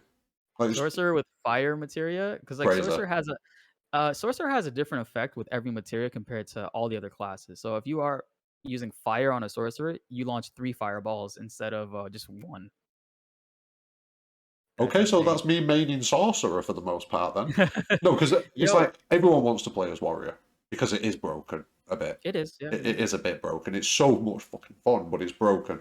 So when we play trios and stuff like that, I need to have an alternative that I can go to. Yeah, So the main counter to honestly the main counter to to warrior is gravity. I have heard this. It's Yeah, it's a very underused materia right now, but I'm seeing how exactly great it is. You just honestly, if a warrior's coming up to you to Unga Bunga melee, you just throw it on the ground and watch them just get sucked into the, Diablo's hole. yeah, they're just kind of trapped there then, aren't they? And then you can just kind of Yeah. do whatever you fancy. Yeah, Basically. just shoot them down and all this stuff. And other than that, I did get lucky yesterday. There was a warrior that was like slapping me up. Actually, no, it was a no, yeah, it was a warrior. And I threw fire on the ground right in front of me. And I was thinking, I'm like, shit, I'm gonna kill myself. I had 63 health and fire 1 to 65 damage. And I surprisingly wasn't hit by it. I was like, yo, I thought I would have been hit by this. I gotta figure out the hitbox with that, but it knocked him away and then I killed him. There was an embarrassing moment in my first stream where I was absolutely wrecking some guy. So we're both warriors, obviously, so we've both just started dashing past each other, trying to cut each other Yeah. off. And I'm getting him, I've got him jammed up against a wall, and I think, right, fire! Boom! Killed us both. Damn, back to the lobby. Bad moment. Bad moment. Like, Uh, a lesson was learned, let's put it that way. A lesson was yeah, learned. yeah. It happens, bro. I mean, that's the learning experience. I did the same thing too in another fight where like I damaged myself. I haven't killed myself with it Yeah. yet. Oh, I've definitely killed myself. Me me and Fish Fried Cat, we had a funny moment where it's the last, so it's a 3v1. Yeah. We're the last two teams or whatever. It's a one, the other guy's just Yeah, yeah. one guy. And this dude is like slippery as hell, man. Like he's using arrow to jump in the air. He's ninja invisible. He's just doing everything it takes to stay away from us Alive. Yeah. and stay alive. And this guy, like, he goes over to the far right side of the map, and I'm like, oh, he put himself with the back against the wall type of situation. So I'm We've gonna got him. Let's box him I'm in. gonna I'm gonna throw a fire to like at the back of the wall so it'll hit him and splash damage, right?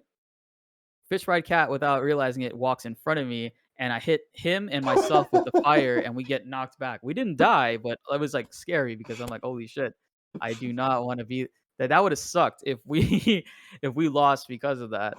You've But literally just reminded me. Have you seen the clip that I posted on Twitter the other day of is it Bear Boy Jonathan Wedge? Like me, him, and Baby Seal were playing. I got killed because I'm shit. Um, and they're in a jeep driving along, and they're outside the border trying to get back inside it. And as they get back inside it, like uh, Jonathan's like, "Oh, I can cure, I can cure, I can cure." So they jump out and go to cure, and he just hits Thundara and ruins everything. it's so funny. Baby Seal just straight into staggered mode, just walking around like, It was beautiful. I'll link it you in a bit. It was fucking beautiful. That's Oh, funny. but yeah, it is a fun game. It is definitely a fun game, and Yeah. yeah, we'll have to get some stuff going. We'll have to get some stuff going.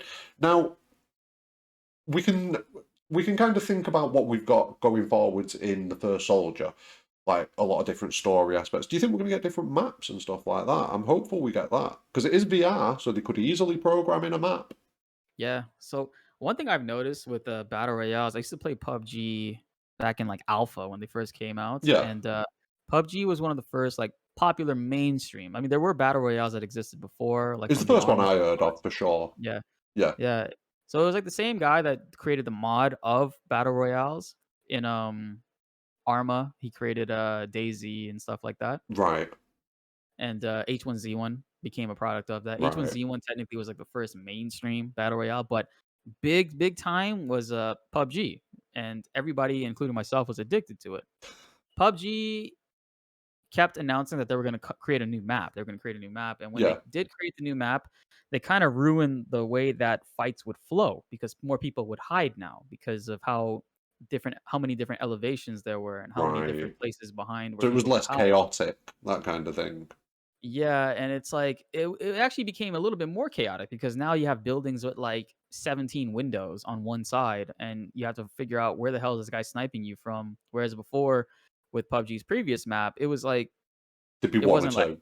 Yeah, yeah, exactly. You know exactly where they're coming you know from. It where the kind of locations are. Yeah, battles flowed a little bit better on the first map. So might not they be the pretty best much idea then.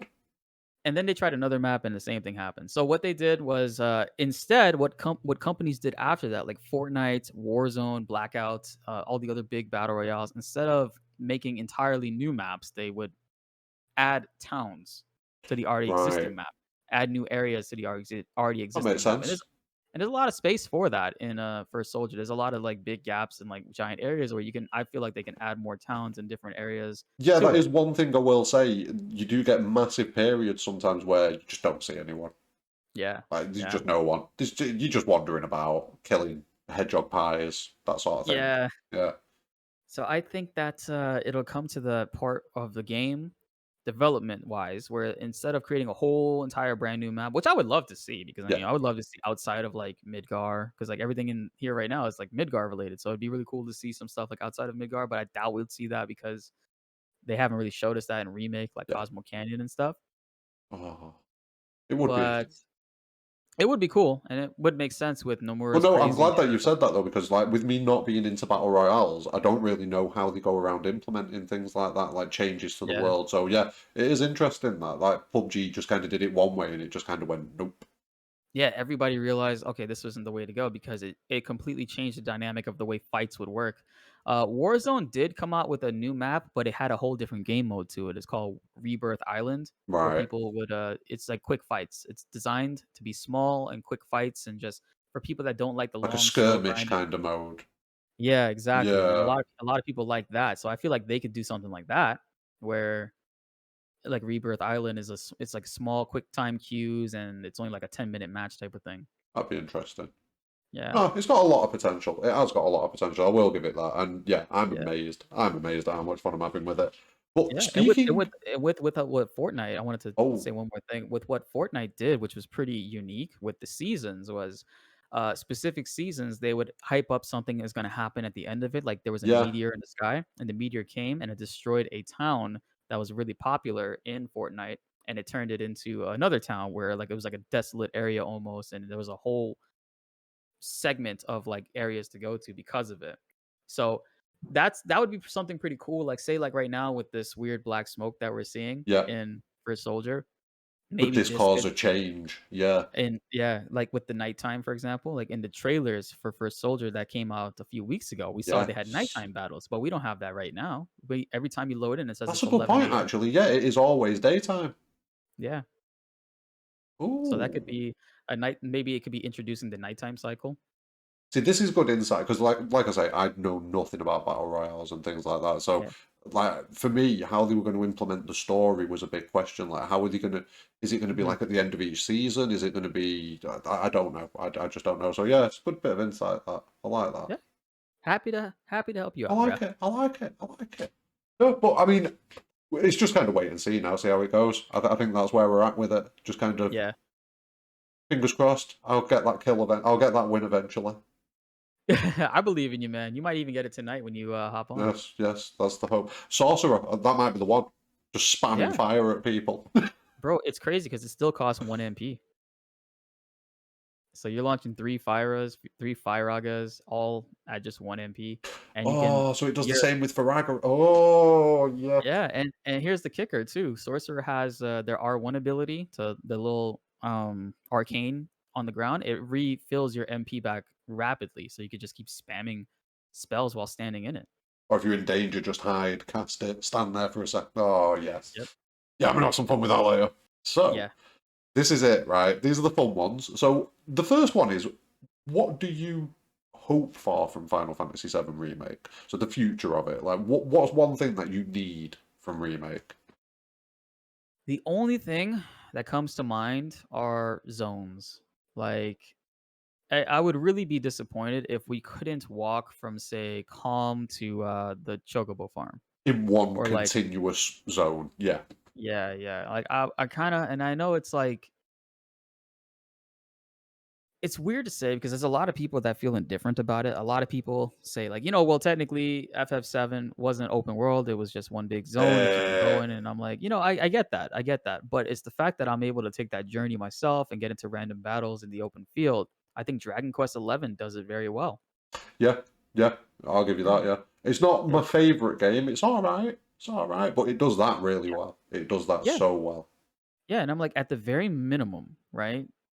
They could do something of that sort, either that or like Final Fantasy 14. So Yeah, ideally for me, I know the combat's going to be good. I know I'm going to enjoy the story and the yeah, characters and all that stuff. And it's just the only thing that really worries me truly is the way they treat the traversing of the world. yeah. Because I kind of like, for me as an art, when I play RPG games, I kind of dislike chapters. Like when it comes up and it tells you, oh, now you're moving into this chapter. And granted, it is seamless in remake, but It kind of implies that you're done with the previous bit and that's it now. That's gone forever. yeah, and it Yeah, doesn't. For me, it's like, damn, that kind of feels like I want to shit. pop I back can't there, I can't go maybe. back. Yeah, Yeah, I want it back there. Do some other stuff. yeah, exactly.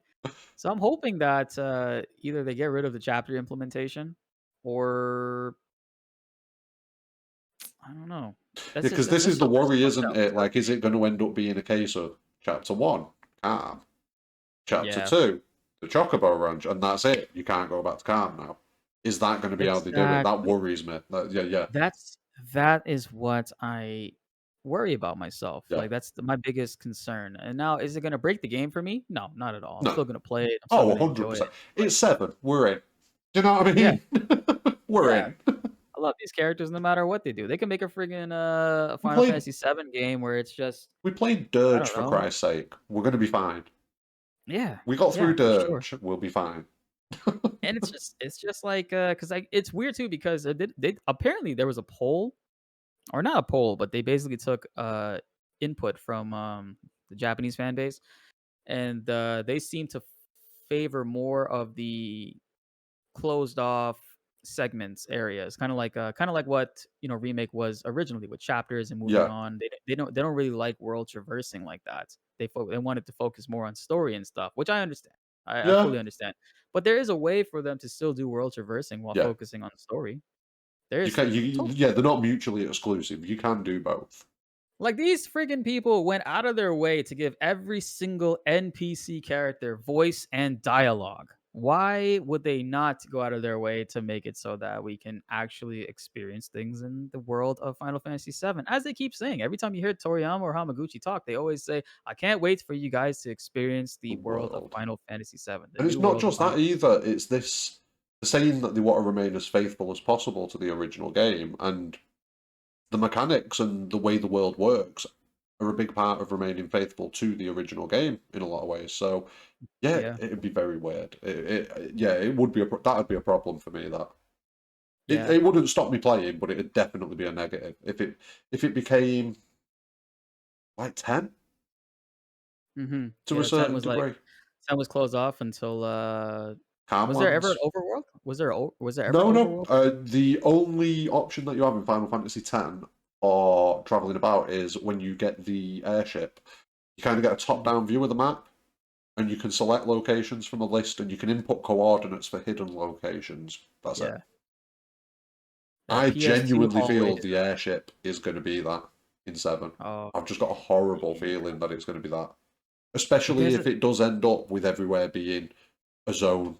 Like, if it goes yeah. the route we're thinking with zone, zone, zone, zone, how do you fly Unless around that? unless they are very self-aware and they know that, like, people like, the airship itself was an interesting mechanic within Final Fantasy VII Original. Like, if you hold square and it has a specific strafing command, or you can go Yeah, left, right, forward, or I whatever. love that. I feel like, there's so many homages and little, like, bits that they have callbacks towards that when they finally get to, like, this portion of the game on an engine that allows them to push the console to its further limits, Yes. I feel like they wouldn't clip its wings, so to speak, because then it wouldn't be implementing a very important part, I think. Yeah. Because, like, it's very important for them Oh, to have that, in my opinion. 100%.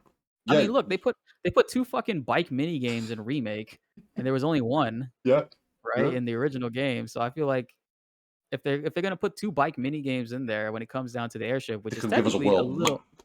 Yeah, give us that shit. You really put that much effort into 2 bike segments? See, but this is the thing, though, as well. One thing that you just said then kind of made me think, actually, maybe. Because it would push the limits of the technology, and that's something that Square Enix have always done. Yeah. They've always been the Squaresoft best as with well, even when they CGI were and stuff. Squaresoft, Yeah, yeah. they pushed the limits. So, yeah. Yeah, I mean, fuck it. Blitz has said it's happening, so it's happening. No, I am hopeful. I am hopeful, definitely. But Yeah. And I speaking of think Squaresoft, man, I'm hoping we see a Parasite Eve remake. you know what? I was actually playing that. I've got a Raspberry Pi, and I was just testing Oh, it yeah? a few months ago, and I actually played Parasite Eve. It's such a weird game. I love it. That game is, it's crazy because it's 2 discs, but it's such a short game because of how much CGI Yeah. cutscenes they used. It It's took up like Resident Evil so much 2 memory. as well, is very much like that, if I remember right. It's two discs, two Yeah, separate characters, but it's not a massively long game, really. yeah. It's not huge. They did really well with it, man. Parasite Eve was another game that my cousin Kevin put me onto that I Yes. absolutely loved, Kevin. and, One lad. yeah, Yeah. Kevin's the man. But, like, Parasite Eve is it has such a good opportunity now, like, it's a strong female character, right? Yep. Horror games are coming back into the fold. Resident Evil Remake 2 is doing very well, and that was, Parasite Eve's main source of competition. Yeah. Was they were trying to be a horror game, Resident Evil style, but with Final Fantasy elements, and that's Yeah. what it was at the end of the day. And I think that now more so than ever, especially with how short of a game Parasite Eve is, they could remake it and bring a whole set of new fans into the fold. But that also depends on their situation with the author who holds the IP to it and all that stuff. Because the Yeah, it author gets a loved bit messy, doesn't it, at some points? the author loved part one, Yeah. right? But I think he started to feel ways after like part two, and then three we don't talk about. I didn't even know Third there person. was a 3. Well, you're better off. You're better off not knowing that. I'm sorry. I just No, no, told you I knew. Don't worry. I that. didn't play it. I didn't play it. I knew. I didn't play it either, but I watched some playthroughs of it. Man, it's just like it's very questionable. Like I like that with Final Fantasy VII Remake, Yeah. they went the extra mile to getting as much of the original team together to work on it Yes. because I they don't think know it would have that worked without him, to be honest with you. Like, genuinely. no, and that's probably why they decided to can CyberConnect 2 in the way that it happened. Yeah. And with Parasite Eve 2 and Parasite Eve 3, they did the same exact thing where they had basically split up the team, right? And it never Because like goes well. Parasite Eve 2 plays completely different from part 1, Yeah. which kind of irked me because it played more of like they were just straight up copying Resident Evil with It its took away controls. a lot of the Final Fantasy. In the Yeah, mechanics, especially. yeah, Like, yeah. yeah. There was no ATB No. really. It was all about like shooting the gun and using tank controls to aim and stuff. And I get it, that was what was popular at the time, but was it good? Yeah, Like for exactly. that It's like period? just because you jump on the popular thing, you're not necessarily going to do a good version of that popular thing. Yeah, especially if Stick you with bring on what you're good at. a whole entire new team to work on this, man. Like, come on. Like, you're good at one It thing. sounds like they almost set themselves up to sort of fail with it. It's like we're not going to listen or learn any of the good lessons that we could have learned from this project, and we're just going to fucking do this. We'll copy Oh what man. them guys at Capcom are doing. It'll be Yeah. fine. And it's like Parasite Eve 2 wasn't a bad game, No, and I think it actually sold decently well. The problem with it was though is that a lot of the original fans of Parasite Eve 1 like myself just felt like, "Damn, they really took steps backwards with yeah. this game." And Like, you're not going to grab Resident Evil fans because Resident Evil fans are obviously too busy playing Resident Evil at this moment in time. yeah, and the characters are dry. Like in Parasite Eve 2, the beginning portion is very good when you're in LA, but then when you go to like the desert area and you Yeah. start to meet like the town and the two characters that they have for the rest of the game, it's just like you don't care about either of them. Whereas Like, everybody cares about Jill. yeah, No the one can fucking make a Jill sandwich. sandwich. Fucking sandwich. Chill. Oh Oh, shit, man! But it is like on the topic of remakes and stuff like that. It's crazy the amount of them that are coming at the minute. I mean, not necessarily coming, but rumored to be coming. I mean, we've just seen that Chrono Cross story kind of pop off on Twitter over the last few days. You got the Final mhm. Fantasy IX remake possibilities, which that is insane to me that that even is a thing. Like, I've been all over that. I just can't deal with it. Like, I saw the leak. I've done a couple of videos on it, but nothing major, just because I still find it wholly unbelievable. Like, no, no. Yeah. Especially that recent leak where it was saying Final Fantasy IX Remake February 22. Like, are you taking the piss? So what I think what happened with that was because these when it comes to game development in any sort of like media when they're creating these types of things, they have these like set dates that are like placeholders Yep. really, and I think that was an original placeholder before COVID hit. Because Right. if you That remember makes sense. a few weeks ago when this Irish artist said that she was working with a composer for a PlayStation remake game, which now Yeah. is coming out that it's Chrono Cross. Yeah. She said that they were working on it since before the pandemic. So obviously things have been pushed back Slowed and down. delayed, yeah. A lot of stuff. I The mean, one I was thinking you could was, tell with the way the game shows have been going. Like, you remember the last like the Gamescom that we saw and yes, TGS and all this stuff that has just been like showcased to us recently, where we're supposed to be excited like E3 and stuff, had nothing because I think nothing. everything Yeah. got pushed back.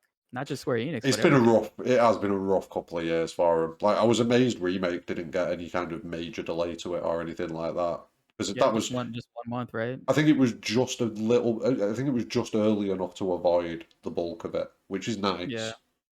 Mhm. But no, it's definitely been a mess of a couple of the last Yeah. couple of years. See, my thoughts on that date was that that might be when we get news. Like maybe Could they've be. been told we'll give you an update. We'll know more by this date, and that's when they're expecting Could info. still Maybe. very well be that, yeah. You might be onto something with that. I But think that very well could be it. yeah, that no, I think yours makes a bit more sense though that it was delayed because if they were doing it before the pandemic, see it all depends what scale of remake it is. Like, is it Mhm. going to be a Final Fantasy VII remake scale of Yeah. remake? I can't see them bringing nine into these kind of graphics. You know, the hyper realistic graphics that we've got in Seven. I don't think Yeah. that works. I don't know. And I think 9 already does a good job at its, world expanding, Yes. right? Because you do revisit places a lot So in it would 9. be one for one, realistically, wouldn't it? Or mostly one for one, I'd guess. Yeah, and a lot of, like, 9's story It has a lot of wraps up. cutscenes. Yeah, Yeah, it and it does wraps up wrap up nicely. good. So they don't have a compilation, right? Whereas, like, what they're trying to do with 7, they're trying to Yeah, include they're trying to multiverse it, like, with, not multiverse, sorry, um, Avengers verse it, where everybody comes together, so to speak, yeah. They're and trying to bring every the compilation into one. Yeah, yeah, which I like. I yeah, like that because it makes various elements of it much better. Like, because Genesis was a very weak character for a lot of people, and now they have a chance to redeem him, yeah, right? They have a yeah. chance to redeem him and the various others, like even Vice. Like we saw a little bit of Vice in intermission, but what Oh, we it looks saw was so much better. Yeah, the comparison for Vice and Nero from from remake to Dirge. yeah, What? It's absolutely insane the difference. And yeah, see, this is the thing. A few of the other guests that I've spoken to this about have said similar things, and it's very much in the delivery and the execution. The yeah, concepts were good. exactly, Yeah, the concepts exactly. were brilliant, but the delivery just wasn't. Yeah, didn't hit its stride. But Didn't now, really hit anything. like, if Vice and Nero is anything to go by, smashing Yeah. it. Yeah, and that's what I've been trying to harp on, not harp on, but like let people know and realize that Yeah. that's where I stand on it. Like, this is an opportunity for them Yes. to go back through these years and years of compilation stuff that they felt they didn't execute well initially and go back and not rewrite it, but Neaten it up. retell it Yeah. in a more compelling sense. Yeah. That's just what I mean. Like, they have so many different things packed into these titles that they could really just Yeah. make Final Fantasy VII related stuff for years and years to come and do it right this time. I think that's Yes. ideally what they're trying to do and go forward with. Yeah, I mean, I would be thrilled with remake if it fits where I think it's going to fit, quality wise, Yeah. which is kind of not as good as the OG because the OG is the OG, and it's always going to, those of us that love Seven are always going to put Seven on that pedestal, no doubt. Yep. Yep. But No if doubt remake about it. falls in between the two, so not as good as the OG but better than the rest of the compilation, Yeah. they've succeeded as far as I'm concerned. And me as a person, I absolutely love the direction that is going to be taking. I don't I want to understand from other people's perspective, why Yeah, is this so bad for them? Why is it ruining it for them? yeah, And one thing they always bring up is the fact that the compilation stuff is being included and they think the compilation stuff is horrible. And I'm like, I get why you're saying yeah, that, but you are immediately writing it off, saying that they can't fix the compilation stuff. They can't bring it back into remake and present it in a much better way. yeah. Modernize it, make it more make it smoother because yeah, some of the compilation is bad. Like some of it is bad. Like Yeah. some of it is like Dirge. I don't get the business decision behind the gameplay of Dirge. The story, fine. I'm cool with it. I'm down with it. We'll flesh it out. We can improve it. But yeah, the gameplay. I think that turned a lot of people off as well with Dirge of Yeah, it did. Cerberus. Like there wasn't a consistent gameplay pattern throughout the compilation. Every game Yeah. was a bit different, or in Dirge's case, wildly different. Yeah, And yeah. I think it just, yeah, I can see where people come from. The only thing that I can say to people like that is just, you've just got to be open minded with it and see where it goes. Like Yeah. my big issue was, We are way too early into yeah, this game's, like, situation to be writing it off the way that a lot of people are. the story's bad. We don't know the story. Literally, we know nothing of the story at this point. I look Yeah. at remake as the setup. Like Yeah. remake is 100% a setup for me, and the Mhm. story's going to start with part two. And I kind of hope they double down with it and change it. I hope they I really hope so go for too. it. Yeah, I hope they don't cave into what the smaller majority are saying about, like, the "Oh, it's not vocal, actually." yeah, yeah, the Yeah, noisy people, I yeah, want them to they obviously have a vision. Like, 'cause yes, these things are pre-planned. They have to get, like, yeah. They're not winging 300 it. plus they have to get Yeah, 300 to 400 people to agree on this decision. So I wanna see this plan that they have yes, and go forward with it, and if it ends up being shit, then it is shit, and Yeah. They'll just do it again in 20 years. Oh God, no. I'll be really Uh, old by then. Imagine me making YouTube videos at that point. I'll be what, 50 odd? Fuck me. oh god, yeah. But yeah, man, it's all about really just staying consistent, and doing what it is that you're passionate about and what you love. Yeah. And And as long this as is it, what I mean. This is why I think, like we were saying before, like the 14 video. The 14 video, yeah, it'll be good. NSV, It'll be good because he's passionate about it. That's what I was trying to link it back to. But do the fucking video. yeah, yeah. Passionate about it. I know he would do a fantastic job with it. Yeah. Like I And it's can the listen same to with like him. yourself and other content creators as well. Like you can, I feel like you kind of have to have that passion in order to even really get started with it, or at least get past the early stages, because it can be a grind. It can be, And and if like you're even my not even passionate, you're myself not right going to do now, it. Yeah, I stopped making remake guides because I was getting tired of it. Like yeah, I got burnt out. And then when Integrate came out, I felt my passion come back and I made some guides, but then because it was fresh again. yeah, it was Yeah, fresh again. So I kind of fell off on that as well. So I just started to like focus more on new stuff, and then like now we got First Soldier, and my passion is here for First Soldier, and I'm just like itching to like play it again. And it's just it comes in spurts. It really does. yeah, Like you're that yeah, some people really take it so seriously that where if you don't like their favorite media, that you're yes. you're dead to them. They don't want to associate with you. Yeah, I They spent some can't talk time to you as memeing a on person. Final Fantasy 14 and it didn't go well. It genuinely didn't go well. Bro, I was telling people in my comments and shit like that too, and I was talking with Night Sky Prince about this as well. When people found out that me and him were cool and were like, talking to each other and Yeah. stuff like that, people were like, "Oh, why are you associating with him? He doesn't like remake." And I'm like, "Who the fuck are you?" Like, like, Oh. why do you think that just because this See, this guy is, feels yeah, a different way about this game and I love this game, that means I can't be friends with him? it's I stupid. can't. It's not even that, it's the people who stopped following him because of it as well. It's like, bro, you like his content, you like his outlook, you like his view on things, you just disagree about one thing. Grow the fuck up People are idiots, and man. stick about. And a lot of people like in my community too. Like I had to like tell people in my Discord like, chill, he's a cool person. Yeah, Like he's a nice guy. Just because he feels a different way about the last 5% of this game, you guys shouldn't write him off as a person. That's just exactly. weird. What kind of mentality is that? It was shameful to see. Like, I disagree with Ryan on Seven Remake. Mhm. I disagree with him, but that's it. Yeah, I disagree with him. that's End of. How's that's it going, Ryan? that's Nice to see that's you. Do you know what I mean? people don't realize his favorite game, his favorite Final Fantasy game is 7. Well, I don't know. He's kind of switching over to the dark side of 14 at the minute. Oh, 14. Oh yeah, I'll yeah, let it yeah. slide. No, but his it is. That is the game he loves. He loves Seven. He Yeah, loves yeah. Seven, and you get that when you He's talk got to a him. buster sword in the back of room in the Yeah, back of his like office you and know shit. what I I got one mean. too, right? I got one right I know. here, I need to get myself one for. I might work on it. I might work on it. I'm going to invest in my setup in the new year and get myself all Yeah. RGB'd up like you boys are. I need to sort my shit out. Yeah, you gotta get some more I'm just some weird guy on a leather some nice chair at the minute. I love it. But yeah, it was daft. Like, people get very tribal about things.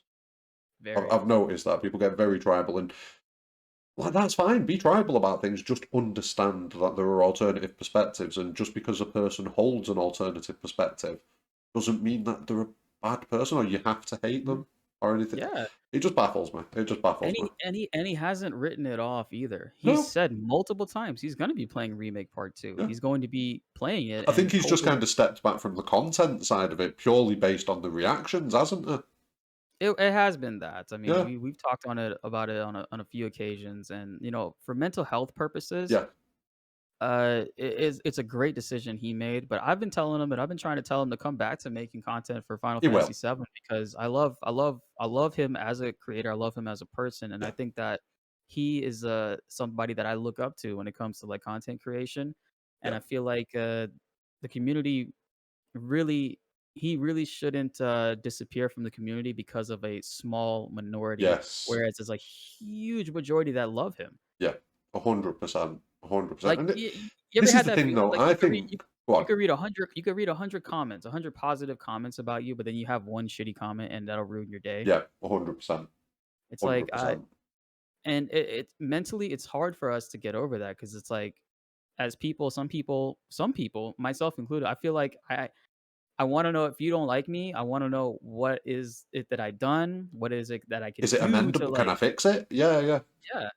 And so it kind of does bother me. So I've grown. I stopped caring about comments and stuff like that. And sometimes I'll argue with people just for fun, just to make them look stupid. Yeah, I'm a dick. I do Like that. some guy wrote a comment to me saying that I just single handedly ruined the first soldier. Oh, mate. Content creators need to shut the fuck up and keep shit to themselves. This is I why I saw hate that. streamers. Yeah. Yeah, and he's like how streamers are a plague on gaming, and I'm like, Was this the one that says that you were ruining the game because you were killing people too much? Or something that's like that? the Oh, first was that one. the He first said one? Oh, that. there's another one. That's, yeah, there's another one. I'll actually read it to you. I had screenshotted it. It's not a comment on YouTube. It's actually a message in Discord. What? I know, right? It's so It's not weird someone because from the First Soldier Discord, is it? he actually is from the First Soldier Discord. Oh. So he wrote, he said, by broadcasting this to everyone, you hurt the game. Tons of people abusing the aim assist results and people leaving the game because of an unfair aim assist perk. Devs are going to end up nerfing the auto fire and aim assist to unreasonable levels, and the players that are left, the players that left won't return, and word of mouth will have hurt the game long term. In closing, you should shut the fuck up and keep some shit to yourself. YouTubers and Twitch kiddies are selfish as fuck, care only about views and advertising, and not about a game's longevity. So I wrote What? back, I was like, wow. I feel like somebody really hurt you, and I can't help you there. But I believe if I never mentioned this to anyone and just kept wrecking people with it, I'd be at an advantage and hurting everyone from enjoying the game even more, essentially being cheap, and that's not my style. But now that more people know this, it evens the playing field for competition because it is a feature that the devs included in the game and it's made it out of its testing phases and Yeah, it's was going to stay. greenlit. It's there. Yeah. Yeah. And I said the last thing I said was making a game more accessible to others won't hurt it. It improves it. I'm sorry that you view this differently, but it is what it is. My And guy is still struggling to get a winning standard, and he's furious about it. bro, Furious. and this other people wrote back to him and said, ideally, what we want is that everyone has the same advantages no matter what system they use. But Yeah. people should not be forced to use what they have at their disposal because someone else can't or refuses to use it. Like, for in quotes, I don't want people to use mouse and keyboard because I use controller, end quotes. Both should be equally valid, and if one is weaker, that's what a helping hand like aim assist and so on is Balances it for. out. Yeah. Accessibility is key. And another guy says something pretty long, but basically he's just saying that content creators are here to bring on people and keep the community going forward. They're Yeah. not a plague on this community or whatever, right? And then he says streamers are a plague on gaming or whatever. And he wrote multiple times that he aims to displease, but he kept misspelling displease like 4 times and he kept deleting it. And then eventually he just stops, right? So some guy replied back to his thing about streamers being a Displeased. plague on gaming, and he kept putting like displeaser, displess, like he just kept misspelling it, bro. And I'm watching him live, like delete because Discord's live. Yeah, you I'm can watching him see him. type it, type it, delete it. And I'm just like, yo, what is this guy doing?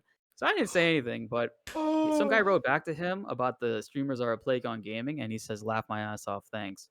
You're welcome, mate. I aim to displease." So I wrote back. I was like, "Hey, congrats, bro! You spelled displeaser right this time." Nailed it. Go on, And lad. all he wrote back, he said, "Oh, lol, my fat troll fingers have trouble with touch keyboard." So then I was Ah, like, so "Oh, so then he knows he's on the fucking wind up then, doesn't he? yeah." Then I hit him with a snarky comment because remember his whole thing is about me using controller and auto fire, and I was like, because he said he has trouble typing with a touch keyboard. I was like, "Oh, you should try a controller with auto fire, correct?" So he stopped writing back after that. I But love that. Oh, sorry, I thought you meant the one that was telling you to stop being good at the game because they're not good at the game. I I think forgot that about was the that gist guy. of it. But Yeah, I think that was the gist yeah, of the but comment. yeah, that guy's a poo poo head too. Yes, he's that. Fucking Yeah. like, come on, man. Like, I enjoy the game. I'm destroying people and probably making them very frustrated, but I they're not gonna think, stop playing a game yeah, exactly. You because play games because challenge, or at least I do. Mhm. Like that's a Yeah, big part of the game. The challenge of yeah, overcoming it and getting better at it and improving. yeah. I'm struggling to win a ranked match. Do you want to know what I'm doing? I'm playing ranked match after ranked match after ranked match until I fucking win one. Nonstop, man. nonstop, bro. And you gotta push every single sound you hear, every gunfight, you're pushing it and you're fighting nonstop. So this way, I always land in high populated areas because I want to keep getting better. I want to Yeah. get more kills, but by doing that and getting better, I have to get into fights Yes. and interact with other players. And okay, if he beats me, what did he do differently? Okay, I gotta work on my aim. You know, stuff like that. Like I always want to keep on getting better at whatever it is that I do. Yeah. No, 100%. And it's a weird mentality that some people have got. I don't get it. I just don't get it. Like There probably is some logic to it, but I can't fucking see it. it's just selfishness. They feel like Entitlement as well, they're potentially. Yeah, yeah, they're not as good at the game, and I should be able to win. You owe yeah, me a win. yeah, and like by me bringing this strategy to a bigger variety of people, and the First Soldier Twitter page actually retweeted it Not yesterday. only this, but a strategy they could use potentially. Yeah, yeah. It's so weird to me. Like Yeah, there's a lot of hate that people have towards like content creators and streamers, and yeah. some of the reasoning behind it is just like, okay, some people are just shitheads. Like they're not accountable at the moment. They can just disappear and go again. So they can go and say horrible things to Night Sky Prince, or they can go into your YouTube comments and just be a spicy dickhead for the sake of it. Because what's going Yeah, to happen? yeah. I mean, it's crazy to me that people are get angry because others now have an opportunity to enjoy something more. Yeah, It's like, what is that mentality, man?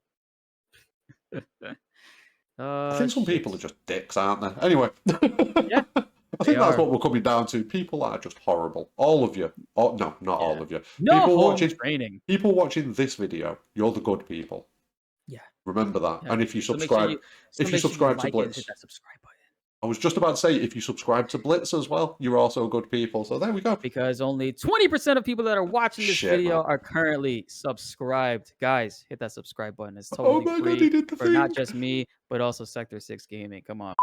See, I've always worked in customer service and tech support. That's always been like the angle that I've worked in. So like broadband ISP, tech support, and that sort of thing. Yeah, And yeah, this is, I did the social media side of it for a few months. And one of the things that you notice is the people who have something good to say rarely ever say the good thing. Like the mhm, people who've got something positive and good to say, because for some reason they're just less likely to say it. But someone who's pissed at what you've done or someone who hates what you've done is really likely to complain about it just because people feel that need to be heard about things that upset them. It's yeah, it's weird. Like social media companies, like the companies their representation. So like Square Enix is social media. 90% of their stuff will be bad probably, and 10% of it will be good. But when you expand that out to the community, that 90% of people that are complaining is yeah. actually a really minuscule amount of the community in general. Ve- It's Very just, tiny, yeah. yeah, it's just people don't shout out the good stuff that much. And I feel like that is something that's flipping on its head in recent times. I think we are getting better at praising the good. I Yeah, kind of feel like we are getting better at that gradually. I think so. And I agree, man. It's just, I'm grateful for the people that I've connected with, like you and Oh, Clark and it's Baby my Seal, good man. He friend. brings And everyone together. It's Baby Seal. yeah, and it's like, because for a little bit, when I started off using Twitter, I wasn't seeing anything negative, but then slowly but surely, the negative stuff started to make its way towards my feed, and Yeah. then I was just like, "Yo, what the hell's going on here?" So Why is everything on fire? it felt like that for a little bit, but Yeah. then I kind of like backed off a little bit in March, but then Clark reached out to me in April Yeah. when I was doing my 1 year anniversary stream for Final Fantasy VII Remake, and Oh, he was yeah, in the yeah. chat. He jumped into the chat and he was like, "Yo, if we want me and Sleepy we want to have you on our show. Like, reach out to us." And I'm like, "Sure, not a problem." I didn't even check. I didn't check how many subscribers he had, and Yeah. nobody had ever offered me or extended me the opportunity at all. Yeah, first person that I interacted with was Clark. Like I'd spoke to Night Sky Prince, I was in like a group chat with them on Facebook and stuff like that. But the first person who ever actually like got in touch with me and was like, "Yo, I want you to come on and do this, SEAL Team 7." It was Clark. Yeah, And yeah, from that yeah, point onwards, I've just started actually growing. yeah. He's definitely been a I owe it all to the baby driving seal. force. Yeah, This is why I yeah, try and Photoshop him as many times as possible in as many bad ways. Like I feel like it's a service I owe him. I yeah. feel like that's where we're at. Like Doctor Seal is the best thing I've ever done. I can die happy having created that. Yeah. That shit is hilarious, yo. I love that he used it as a template background He for made the, it look for so communist though, like with the red fade going over it. It looks like some dodgy Stalin or something going on in the background. I was like, bro, easy. the Change the colour a bit. he likes to provoke the masses. Oh, he does. He does. He Oh, does. but back a little bit back towards, like, the negative Yes. things within social media. It's like, one thing I did wanna say is that it's kinda shitty, but the internet and social media is all developed to thrive off of negativity. Yeah. Because, like you said, positive people will not always write a comment, but negative people always will, and you'll sometimes see more negatives out of Yep. nowhere than, like, the positives, and, the negative engagement is what drives Yes. the And algorithm. this is That's another why thing. drama that's why drama channels do so well. Yep. Yeah, some people just take it way too serious. I Yeah, remember there's one time levels. few months ago, actually, I was drunk when I had tweeted this, but I was being annoyed by this toxic, Aerith shipper. Yeah. Like, he was I'll say toxic because there are some very, very nice Yeah. people within, like, the shipping community that are genuine and super cool Yeah. people. But It there is are again, it's the minority again. It is yeah, the minority again. there's a toxic minority Yep. that just kinda I wouldn't say ruins it for the other ones, but I kinda misspoke my words. I didn't choose my words properly when I said it. I should have said toxic individuals, but it made it seem like I was generalizing the shippers, which I Yeah. understand now how it looks, and, that's not what I was trying to do because, like, I had people that that are cloties coming at me and, yelling at me, and I'm Because like, you've said some, yeah. I was like, "But I like Tifa. What do you mean? Like, Leave me alone. she's actually my favorite character in the game, and Oh, I like her with Cloud." So it's not I'm not gonna say it makes me a Cloudy or a Clody. I just think that that's my canon. That's what I think is yeah. canon, right?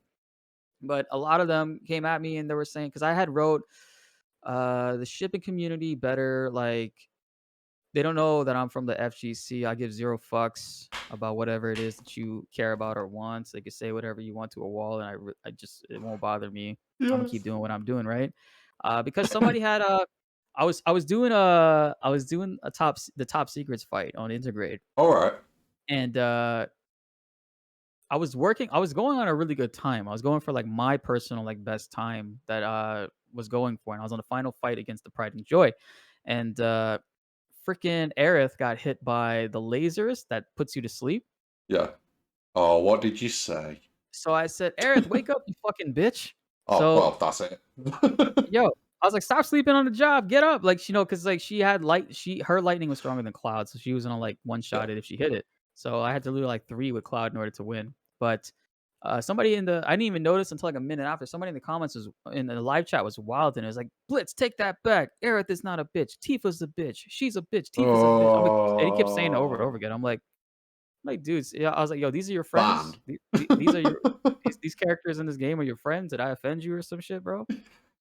Like, I use Aerith in all my videos. I love her as a character. It's just a moment of frustration because, like, People, it's like but this is the thing though, like what you were saying a minute ago, like people were coming at you because you'd kind of gone against shipping. When yeah, most of your interactions with the shipping community are people doing shit like that, yeah, it's easy to see where that comes from. Do you know what I mean? yeah, And I 100% get what you said. You're not tarring the entire community with the same brush, but in the moment, mhm, you are going to react like that. Do you know what I mean? Oh shit! yeah, and a Keyboard, lot of them no. and a lot of them thought that I was generalizing, Yeah, and, I get where it seemed like that could have been the case, but, no, it that wasn't. wasn't my intentions at all, and for the people that matter, they reached out to me via DMs, and I explained myself to them, and they were, like, cool about it, Oh, and we're still yeah. cool, but, there are still a few that dislike me and kinda, like, subtweet me in certain ways that I'm just like, "Whatever, like, this is why you're never gonna be on anybody's talk show." Oh, I think I know who you mean. Yeah, right? I'm blocked by most of them. I'm not going to lie. I'm the other side of the coin to you, but the same side of the coin. I think I'm Clerith. If you were to force me to say who would you prefer Cloud to be with, it'd be Aerith. But I also don't care. Yeah, Is the I'm the game? same exact way. I make the joke all the time, like, "Bro, I like Tifa, but I don't care if she ends up with I want her to be with me. Like, I Yeah, don't care if exactly. she ends up with Yeah, I'll take that. him." You fuck off, Cloud. Yeah. It does me head in how people get so toxic over it. It really does. Oh, it's crazy, man. Like, It's a I'm 20 blocked a by so many. 25-year-old a 25-year-old ship that's just like people are still holding grudges on, And you I'll be know? honest with you, Square Enix have played a blinder with it. They're never going to canonize either way. Never. Never Yeah. going to do it because why would they? They'll piss Yeah. so I much of think the fan I base I off, I I whichever think way I they go. saw and I'm not sure because I had read it in like passing. I can't remember if it was Clark sharing it to me or not, but there was something I saw where I don't know if it was Nojima or if it was Nomura, but one of them was talking about specifically what the main love interest is, Yeah, and that they were directly referencing Tifa because the childhood friend aspect, and yeah, like they even mentioned in the original game that Aerith and Zack like were a yeah. thing when you go back to Gongaga and you get that interaction. Oh, that So awkward interaction. yeah, yeah. Ooh. Oh man, and like so it's like and I never thought it was a big deal. It's just like, okay, whatever. Like, yeah. Like, I mean, to me, it makes sense. Like, yeah, he's their childhood. I mean, Yeah, they weren't technically like the best of friends, but they knew each other, and they clearly had some type of chemistry when they were kids. And she does help him via Aerith. Aerith actually helps yeah. them get to that realization because if it wasn't for Aerith, they would have died in the live Oh, stream. yeah. Yeah. Tifa would have. Cloud might have survived. He seems to keep popping up. Like, whenever he kind of goes for a Plot swim in Mako, armor. he's like, I'm Plot armor. Yeah. fine. Could Now, be.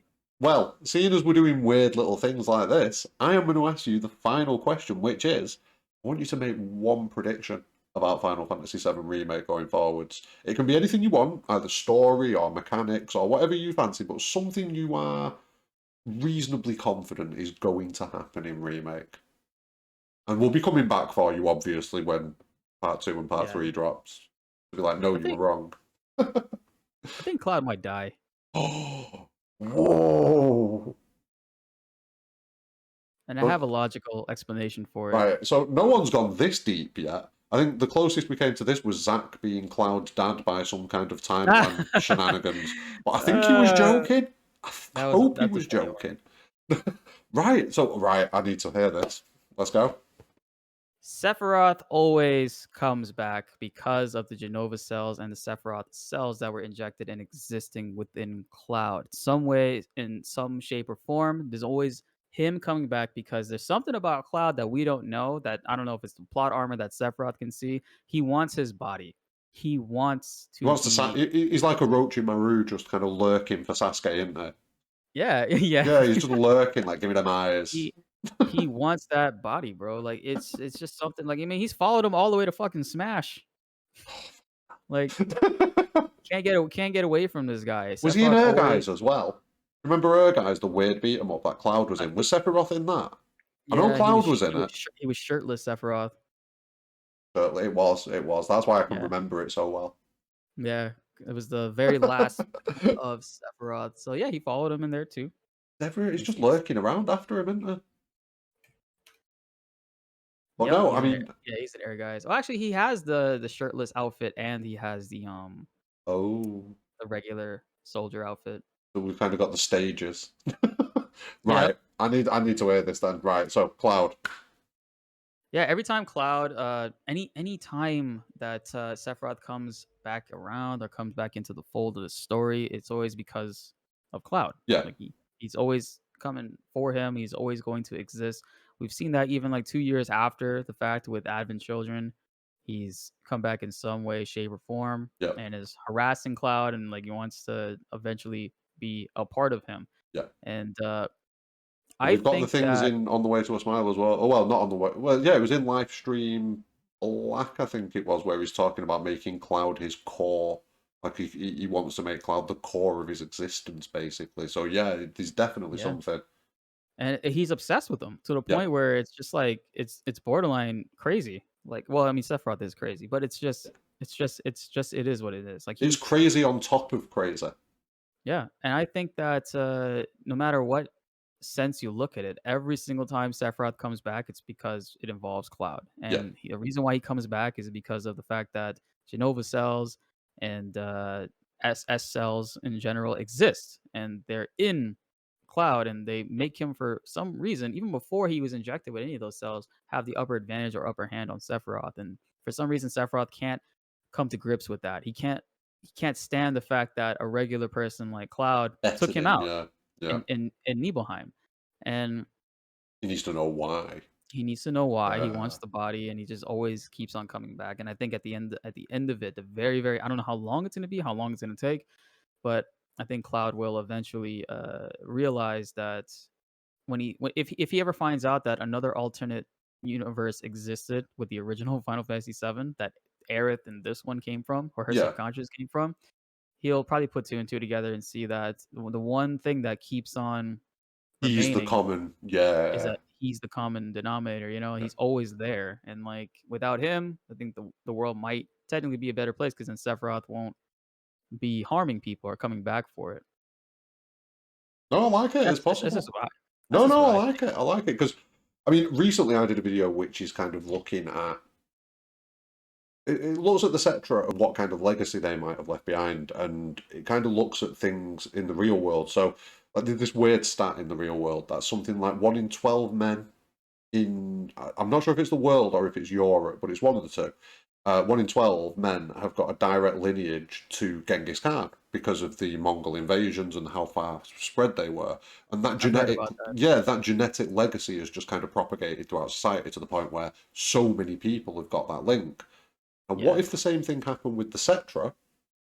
Because we know Cetrans and normal humans can breed, but we do yeah, also see in the original game where Sephiroth's talking about it, he kind of implies that the Cetra, it was all one race, and the people that stopped the migrations and stopped the pilgrimages, they kind of became humans because they lost the powers because they didn't practice, they didn't do any of yeah, the rituals or the traditions of the Cetra, and that yeah, could be humans now. And what to the point, that would still be in the population now, and varying degrees of it could have varying effects. So, say if I was to have a higher percentage of Cetran DNA than you, I hmm might have certain powers that you don't have, or there might be a specific type of Cetran DNA, like certain family lines or something like that. And I think that could potentially be one of the things that explains why Cloud can do some of the things that he can do before any Mako experimentation or anything like that, or yeah, why he survives it when nobody else does. Because people tend to die when they get thrown into a Mako tank. It tends to go that way. yeah. It's a bit rough. Turn into one of them weird machinoid boys. But yeah, it's just, and I don't think it's a theory that'll ever get confirmed or denied or anything like that. I don't think we'll ever get anything on that. But Even in the book with the whole like Cloud's father disappeared in the mountains one day, yes, and it's like they never elaborated back on that. It's like the what happened secrecy, to him? yeah, the purposefully being secretive about things, and it's whether or not we ever get an answer on them. But no, I like that. I like the possibility of Cloud becoming kind of aware of the situation with him and Sephiroth, and aware that Sephiroth's kind of tethered to him. Yep. Yeah, no, I And he like that. must he must he must die to get rid of the ultimate evil that this world is enduring. And I agree on the Aerith thing from earlier on as well, that, Aerith might not necessarily be you know, she might not necessarily go the same way that she goes in the OG. And if that's the case, replacing that with Cloud, hmm oh, Fraser.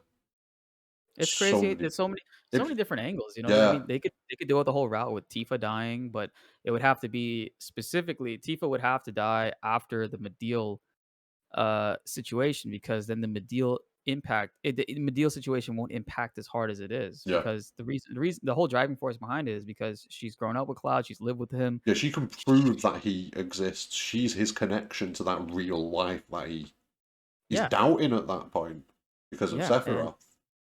and if she dies before that, and they have somebody like I don't know, Zach, or like even Aerith, like trying to like piece him back, it doesn't hit as Yeah, it doesn't hit the right notes, there's right? not really anyone else that could do it, to be honest with you. No, We could find Zangan. I'm sure Zangan knew Cloud existed. That's about it. maybe, but then like Tifa's first time seeing Zangan ever is when Cloud disappears. Oh, so it's When after. when Cloud leaves, Right, right? yeah, so it's after. So it's after then. So yeah, it wouldn't even be Yeah, Zangan. yeah, It might be, but not necessarily. Yeah. I need to yeah. read that Tifa book. Pico, finish, please. Oh, yeah. Yeah, sorry if that was a spoiler. Yeah, yeah, yeah, but Oh, no, no, no, I'm he, good with that, I'm good with that. they never meet, yeah. I've listened to bits on Baby Seal stream as well, you know, dropped in, and because I know he's Yeah, been reading it as well, and I yeah, kind of yeah. float in, hear something, float out. Yeah. It's fine, it's fine. But no, I'd like that, I'd like that. And see, this is it though, right? Fleshing out, which do you think it'd be? Do you think it'd happen at the same sort of point that the Aerith death happens? So do you think it'd be No. do you think it's going to be late then, yeah? Like End the of the game. end? Yeah, Mhm. right, cool. I think Cloud will be aware of, like, having children occurs, and that's 2 years after the fact, and he'll probably get to a realization that this guy's gonna keep coming back as long as I'm I around. need to take him with me. Yeah. Yeah. Oh, that'd be fucking great. I kinda like that ending, to be honest. And Like, then we it's can leave the true ship of Aerith and Tifa yeah, yeah. to go ahead and happen, and I think everyone will be much Clarity. happier. Everyone will be much happier with that layout, I think. Everyone will be much Yeah. well, not It's everyone. sad, but it's like, bro, it's like, do you want Fish Fried Cat says this all the time. He's like, "Do you want a happy ending or do you want a good fucking story?" Exactly. Exactly. This is it. Some of the best stories have got fucking tragic endings. I mean, Because that sticks with you. yeah, It the sticks first with one you. that pops to my mind now is I don't know if you've ever watched it, the old version of The Thing, the 80s version of The Thing. No, I never saw that one, no. So it's basically the movie it's about this weird alien creature type thing that's literally going from person to person, getting Oh, into the nobody body, knows what it looks like, killing right? them. Yeah, and it's in the body. And the very end scene, you've got these two guys that have survived and they're just kind of sat there with each other drinking. And it is heavily implied in that scene that one of them is the monster still. And then the film ends. You don't see how it Yeah, pans out. You don't see shit. But you're yeah. left to think like, oh, oh, he's dead. And like Yeah, moments like that, like I just felt it. Then I felt like all of my body just kind of go, oh, you know what I mean? And you feel that. And it's an moments impact, like that are right? Yeah, powerful. Yeah, more yeah. powerful in a lot of ways. So, Dead Cloud. Oof. That's what I think. I think personally, but it would have to happen at the very, very Yeah, end last because thing. Yeah, you can't have Final Fantasy VII without Cloud. yeah. Like he has to be there to wrap it up. And if He is. anything, Yeah. maybe he comes to this realization if they go as far as Advent Children. What if Advent Children becomes an actual portion of like remake, and he ends up Could you imagine? Because it's possible. There's nothing stopping them from doing it. They could even include fucking Dirge if they wanted to. Do you know what I mean? See, yeah, that's one of the things that interests me a lot is are we going to see that Omega chaos thing brought into it? yeah. That could get crazy. There's so many It possibilities. could very well get crazy. So many possibilities. But Dead that's my Cloud. prediction. That's what I think, I man. I like think it. honestly, man, as much as I like Cloud and I love Cloud, I know the community loves him. That's one also reason why he has to die. Like Tifa dying, It I could wouldn't. see I could see Sephiroth killing Tifa to break Cloud mentally, Yeah. but it would have to happen it would have to happen after Mideel, or else Cloud never gets Well, no, to we could know do who it before Tifa is. Medeal and just ruin him. Just He could, leave him drifting as he is now. yeah, he could. But that Oh, all depends on if Sephiroth is that aware, if he's that smart. yeah, this is it. And It's like how much, A, how much does this Sephiroth know? B, how much yeah, power does he have? Because we kind of, I assume he's more powerful now than he was at any point in Remake because he's absorbed the Whispers. He's basically absorbed the original timeline. That's mhm, what that is for me at the end. He is absorbing that entire original timeline. Meteor, the live stream, all of it. He's just taking it all in. That's it. That's mine now. So how yeah. powerful is he? What kind of shit is he going to be able to do now going forwards? What if in the end he actually succeeds in absorbing Cloud and getting into Cloud's body, and then you have to kill Cloud with Zack in the party? You know how much that would Blasphemer. trigger people? That would trigger That would so trigger. many people. I would be done. That's almost as bad as Zack and Cloud merging blades and creating a massive live stream sword and cutting Sephiroth in half. Like these are all equally bad ideas. Oh, man. Bad Yeah, to me. Cloud Bad to me. yeah. You never know. Someone might like them. Cloud die. Die, Cloud. Oh, that'd be.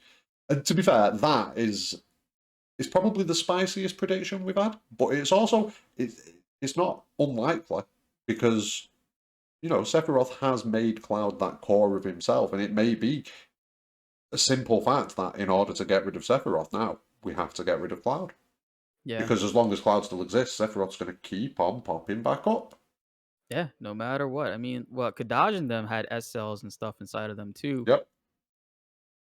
As long But I as there's mean, Genova about, that's yeah, it. and Cloud is probably the most potent source of Genova at this point, I think he's the right? last source of it as well, because I mean, if I'm making big assumptions here, because we don't really know what goes on in the 5 years between Cloud, Yeah, Nibelheim true. incident Yeah. and Midgar, but like, he's possibly one of the last Genova subjects to be tested on before And it we gets yeah. stolen from the Shinra building What or we do know escapes. what we do know is he's the only like successful clone or Yep. successful puppet, right? Because like if you look at all the reunion people, they're all like brittle, Yeah, they're all dead, fucked and up. like Yeah. falling apart. Yeah, like Hojo in the original game when he's talking to Cloud and he's like, "Oh, how come you never gave me a number?" He says, "Oh, because you were a failure. Like you Yep. didn't but in actuality, he actually was He was the the only only one that succeeded. successful one. Yeah, that's Yeah, it. and nobody knows why. It has to do something with his lineage for sure. Like Yeah. what does Cloud's dad have in him or that type of deal? And I hope I wonder if we ever will figure that out. But See, Baby Seal said something ages ago. I think it was Baby Seal at least that he kind of doesn't want to find out. He wants it to be yeah, kept as a yeah, it was mystery. him. Yeah, Yeah, and because it cheapens it. yeah, He said if because he feels like no matter what angle it is they come out to try to say anything about Cloud's dad, he feels like it cheapens the whole impact of it, which I can agree with. I could definitely see. yeah. But Whatever they come up with is just not going to feel right at this point yeah. potentially. Just leave it vague enough to where I can make my own conclusions and feel Yeah, okay about that, you know? and to be fair, they did that to such massive effect back in the day in the original game. Like so much of Yeah. it was left to you to, and obviously it's caused problems. Yeah. But at the same time, it gave you a lot of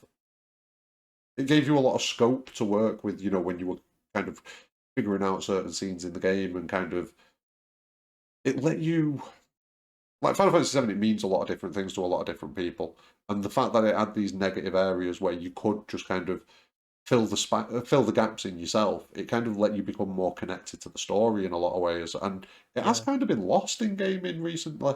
Not all gaming, because there are still obviously brilliant games that do that sort of stuff. But Yeah. yeah, people kind of want things spoon fed to them now. Just tell me everything. Tell me all the things. It's like, no, Yeah. figure it out. Yeah. Definitely leave things up for Yeah, interpretation and keeping it vague because then you kind of have a more of an impact too. And then if you have like a negative, not a negative, but if you have a impactful ending, like if Cloud dies and all those questions are still never like answered and left up for interpretation, then you have a legacy of people for years that are just gonna keep talking talking about this, about talking it. about Yep.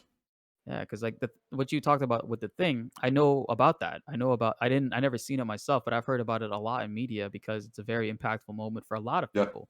Such a good movie. Such a We Yeah, have Cloud's seriously. death. That is your prediction. So, I mean, I've listed it, so I'll be back for you. And to be fair, I want to do a little compilation video of everyone's actual predictions, and just so that I can remember exactly what you all predicted, and then I can come back around like, right, you were wrong about this, you were wrong about that. Please do, man. I No, mean, no, my prediction might take like 12 years for us yeah, to come yeah. back This to is it, but it. You played the long game here, you sneaky, yeah, sneaky guy. a long, impactful Well, this game. is it. I'm I over want here to playing do 4D chess. none of this 3D shit. Yeah, everybody's talking about, "Oh, Aerith needs to still die or Tifa Oh, needs to die," and no, I'm like, kill "Nah, man, Cloud. Kill Cloud's gotta Cloud. die.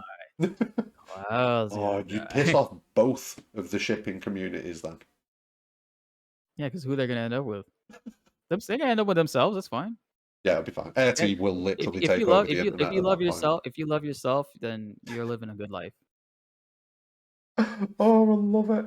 And like seriously, we are definitely going to be doing additional episodes of this. Like when Remake Part 2 eventually drops, we'll get Yeah. around to it and we'll do some different questions and stuff like that. But how was it for you? How did you find the questions? I found the questions amazing, man. Like I enjoyed myself on this show, and honestly, I'm actually proud of myself in a way because a lot of times like Baby Seal and then will ask me a question, and I'll have to like kind of like give an answer that just comes to my head at first, and Yeah. it's not really the one that I want. And then later in the conversation, I think like, oh fuck, I should have talked about this instead. And then like I'm actually kind of Oh, proud of myself. Like your questions, I was able to answer them yeah, you've smashed it. pretty You've quickly. absolutely And well. if you're watching this, we didn't pre-plan any of that stuff. Like I really just freestyled this. He did. He literally. This You know whole me. I'm a horrible yeah. bastard. If someone's gonna sink, I'm gonna let them sink. No, I'm only messing. But no. Yeah, this is it. It's weird. I think because SEAL Team 7's live as well, I Mhm. think that kind of it puts you on edge a little bit. Whereas with this Oh, being true. Yeah, recorded, yeah. like if you say something stupid, I can just go back and edit it out. I'm not asked. Do you know what I Which you guys don't know if he did or not. mean? You can see the cuts. I'm not that good at editing yet. You'll see me be like this and then like that instantly. So yeah, like the last thing that I want to talk about is what have you got going on in the next few weeks? What is upcoming in the land of Blitz? Oh, tons and tons of Final Fantasy 14 stuff because I love you guys know me. I love combat. I love helping you Oh, guys get better at games, and Final Fantasy 14 is one of those games that I've studied a lot from 2014, 2015, yes. and I know a lot about the way the game's mechanics as far as like global cooldown goes and how you can manipulate it to get more damage out and also understand fights a little bit better. I know there are some channels out there already right now that do a fantastic job. Shout outs to them. Tech is off the top of my head one of the best as far as like raid guides goes and boss guides and stuff in 14. But I feel like I could bring my level of quality from what I have done with remake, and a lot of people enjoy what I did with it too, into Final Fantasy 14 and put a mark, make my mark on the community in that way. I know there's a lot of great people that'll be able to do story related stuff, and I can't wait to see all that. But for me, I've always been like a combat Yeah. focused guy. I mean, my channel was predominantly fighting games based for a long time, Yeah. so that's where my background predominantly comes from. But I'm excited to make, rotation guides on characters and how to get better at your class and job in Final Fantasy I'll be 14. watching them. Those will definitely be a big thing. I'll Obviously, definitely be watching them. yeah. Samurai, Dragoon, Monk will be first because those are the characters I have pretty high leveled, and I'll get them up to end Yeah. game really quickly. So those guys will be out there for you guys, and we'll update them with every patch because every patch they change up little things about characters and they add new things. So there are some little room for there's a lot of rooms. Sorry, a room for improvement. There's a lot of room for improvement in Yeah. that sense An of style, right? expansion as well, because they might drop one specific skill that just completely fucking changes your rotation. Because No, exactly, anything could exactly. Yeah, happen. yeah. Like with True North, True North helps out a lot. So Yeah. I they love could, True North. I love True yeah. North. And besides Final Fantasy 14, Final Fantasy 7, The First Soldier. That's a Oh, shooting the battle royale game that we've been talking about a lot. yes. I another deep dive backdrop into my story. I'm also very good at shooters like Call of Duty. I'm mostly like a console player, but I've always been really good with the sticks. So seeing that Final Fantasy 7 has a universe within the battle royale sphere, I'm really excited to be a ambassador for the game Me. itself and putting out as much content for it by helping you guys get better, enjoy the game more, and all that good stuff. So definitely, definitely, if you're looking into Final Fantasy 14 stuff, this channel is a great spot to be because I am going to have you guys' back on all of that stuff from combats and maybe even some story or some new stuff as Ooh. well coming up. And of course, Final Fantasy 7 The First Soldier and Final Fantasy 7 Remake Part 2 whenever that comes out. Yeah, Final Fantasy 5 someday. Remake whenever that comes out. And Stranger of Paradise I will was be going to say, are a you going to party be game. looking at Yeah. 16 and Stranger of Paradise as well? Yeah. Yep. Good 16 stuff. for Good stuff. sure. That's definitely a game I'm going to be playing for sure, which Yes. we didn't talk about much, We but didn't yeah, actually. yeah, Well, that's another definitely episode we're going to have to do. 16. That's another Yeah, episode yeah, we're going to have to do at for some sure. point. I have a lot of thoughts about 16 that we should definitely dive into Yes. on another point. But yeah, Stranger of Paradise, that is another game that just I'm excited for because the combat looks it's Yeah. fun. I played the demo; it was a lot of fun. The second demo too, but it also looks frustrating. And if for those who have been there for our rage moments on stream, that'll definitely invoke a rage compilation. So look forward to that in March when that game releases in You're going to 2022. be you're going to be giving your editor plenty of work. Yeah, yeah, I will be. This is 27 minutes of me getting angry. Fix it. Bro, I spent the first demo, I spent almost 6 hours on Oh Chaos, bro. God. I was getting my ass cheeks clapped by Garland. Oh my God. I love that. I love it. Oh, I'll have to. I'll go and try and find that on your channel in a bit. But Yep, if you it's want to there. go and find any of the chat videos on Blitz's channels, the links are hovering underneath him right now. You can see him just underneath him, or hit the description. They'll all be in there. You can just click, boom, straight over there. give him a like, give him a subscribe, give him a follow, give him all the love. Give him all the love, because he's a great guy. And it has been a pleasure having you on here, mate. Thank you so much. Dude, it's been a blast, man. It's easily one of the funnest conversations I've had. It's just been, I mean, you guys can tell when you're having fun, you lose track of time, and Literally 4 hours and 23 minutes. we just 4 hours and 20 minutes talking about Final Fantasy VII. If that's not passion, I don't know what that is, guys. I did not expect us to. Like, I was internally, I was like, I'm going to be a good boy. I'm not going to do what I did with Sooner and Sleep Easy. No, no, we're not doing it again. And here we are. When you said you had Suno on for 5 hours, I'm like, I could beat that. I'm joking. You sneaky. This has been your game all along, isn't it? Yeah, you're going to beat Sooner. Oh yeah, I'm playing the long haul, man. I came in here prepared. Oh, I love it. No, it has been an absolute pleasure, and we're definitely going to be doing it again, mate, 100%. But really quickly, thank you to everybody for watching. Drop a like on the video, subscribe for future content, go and see the main man Bltzz. But more importantly than anything, have a great day. Love you guys. Peace.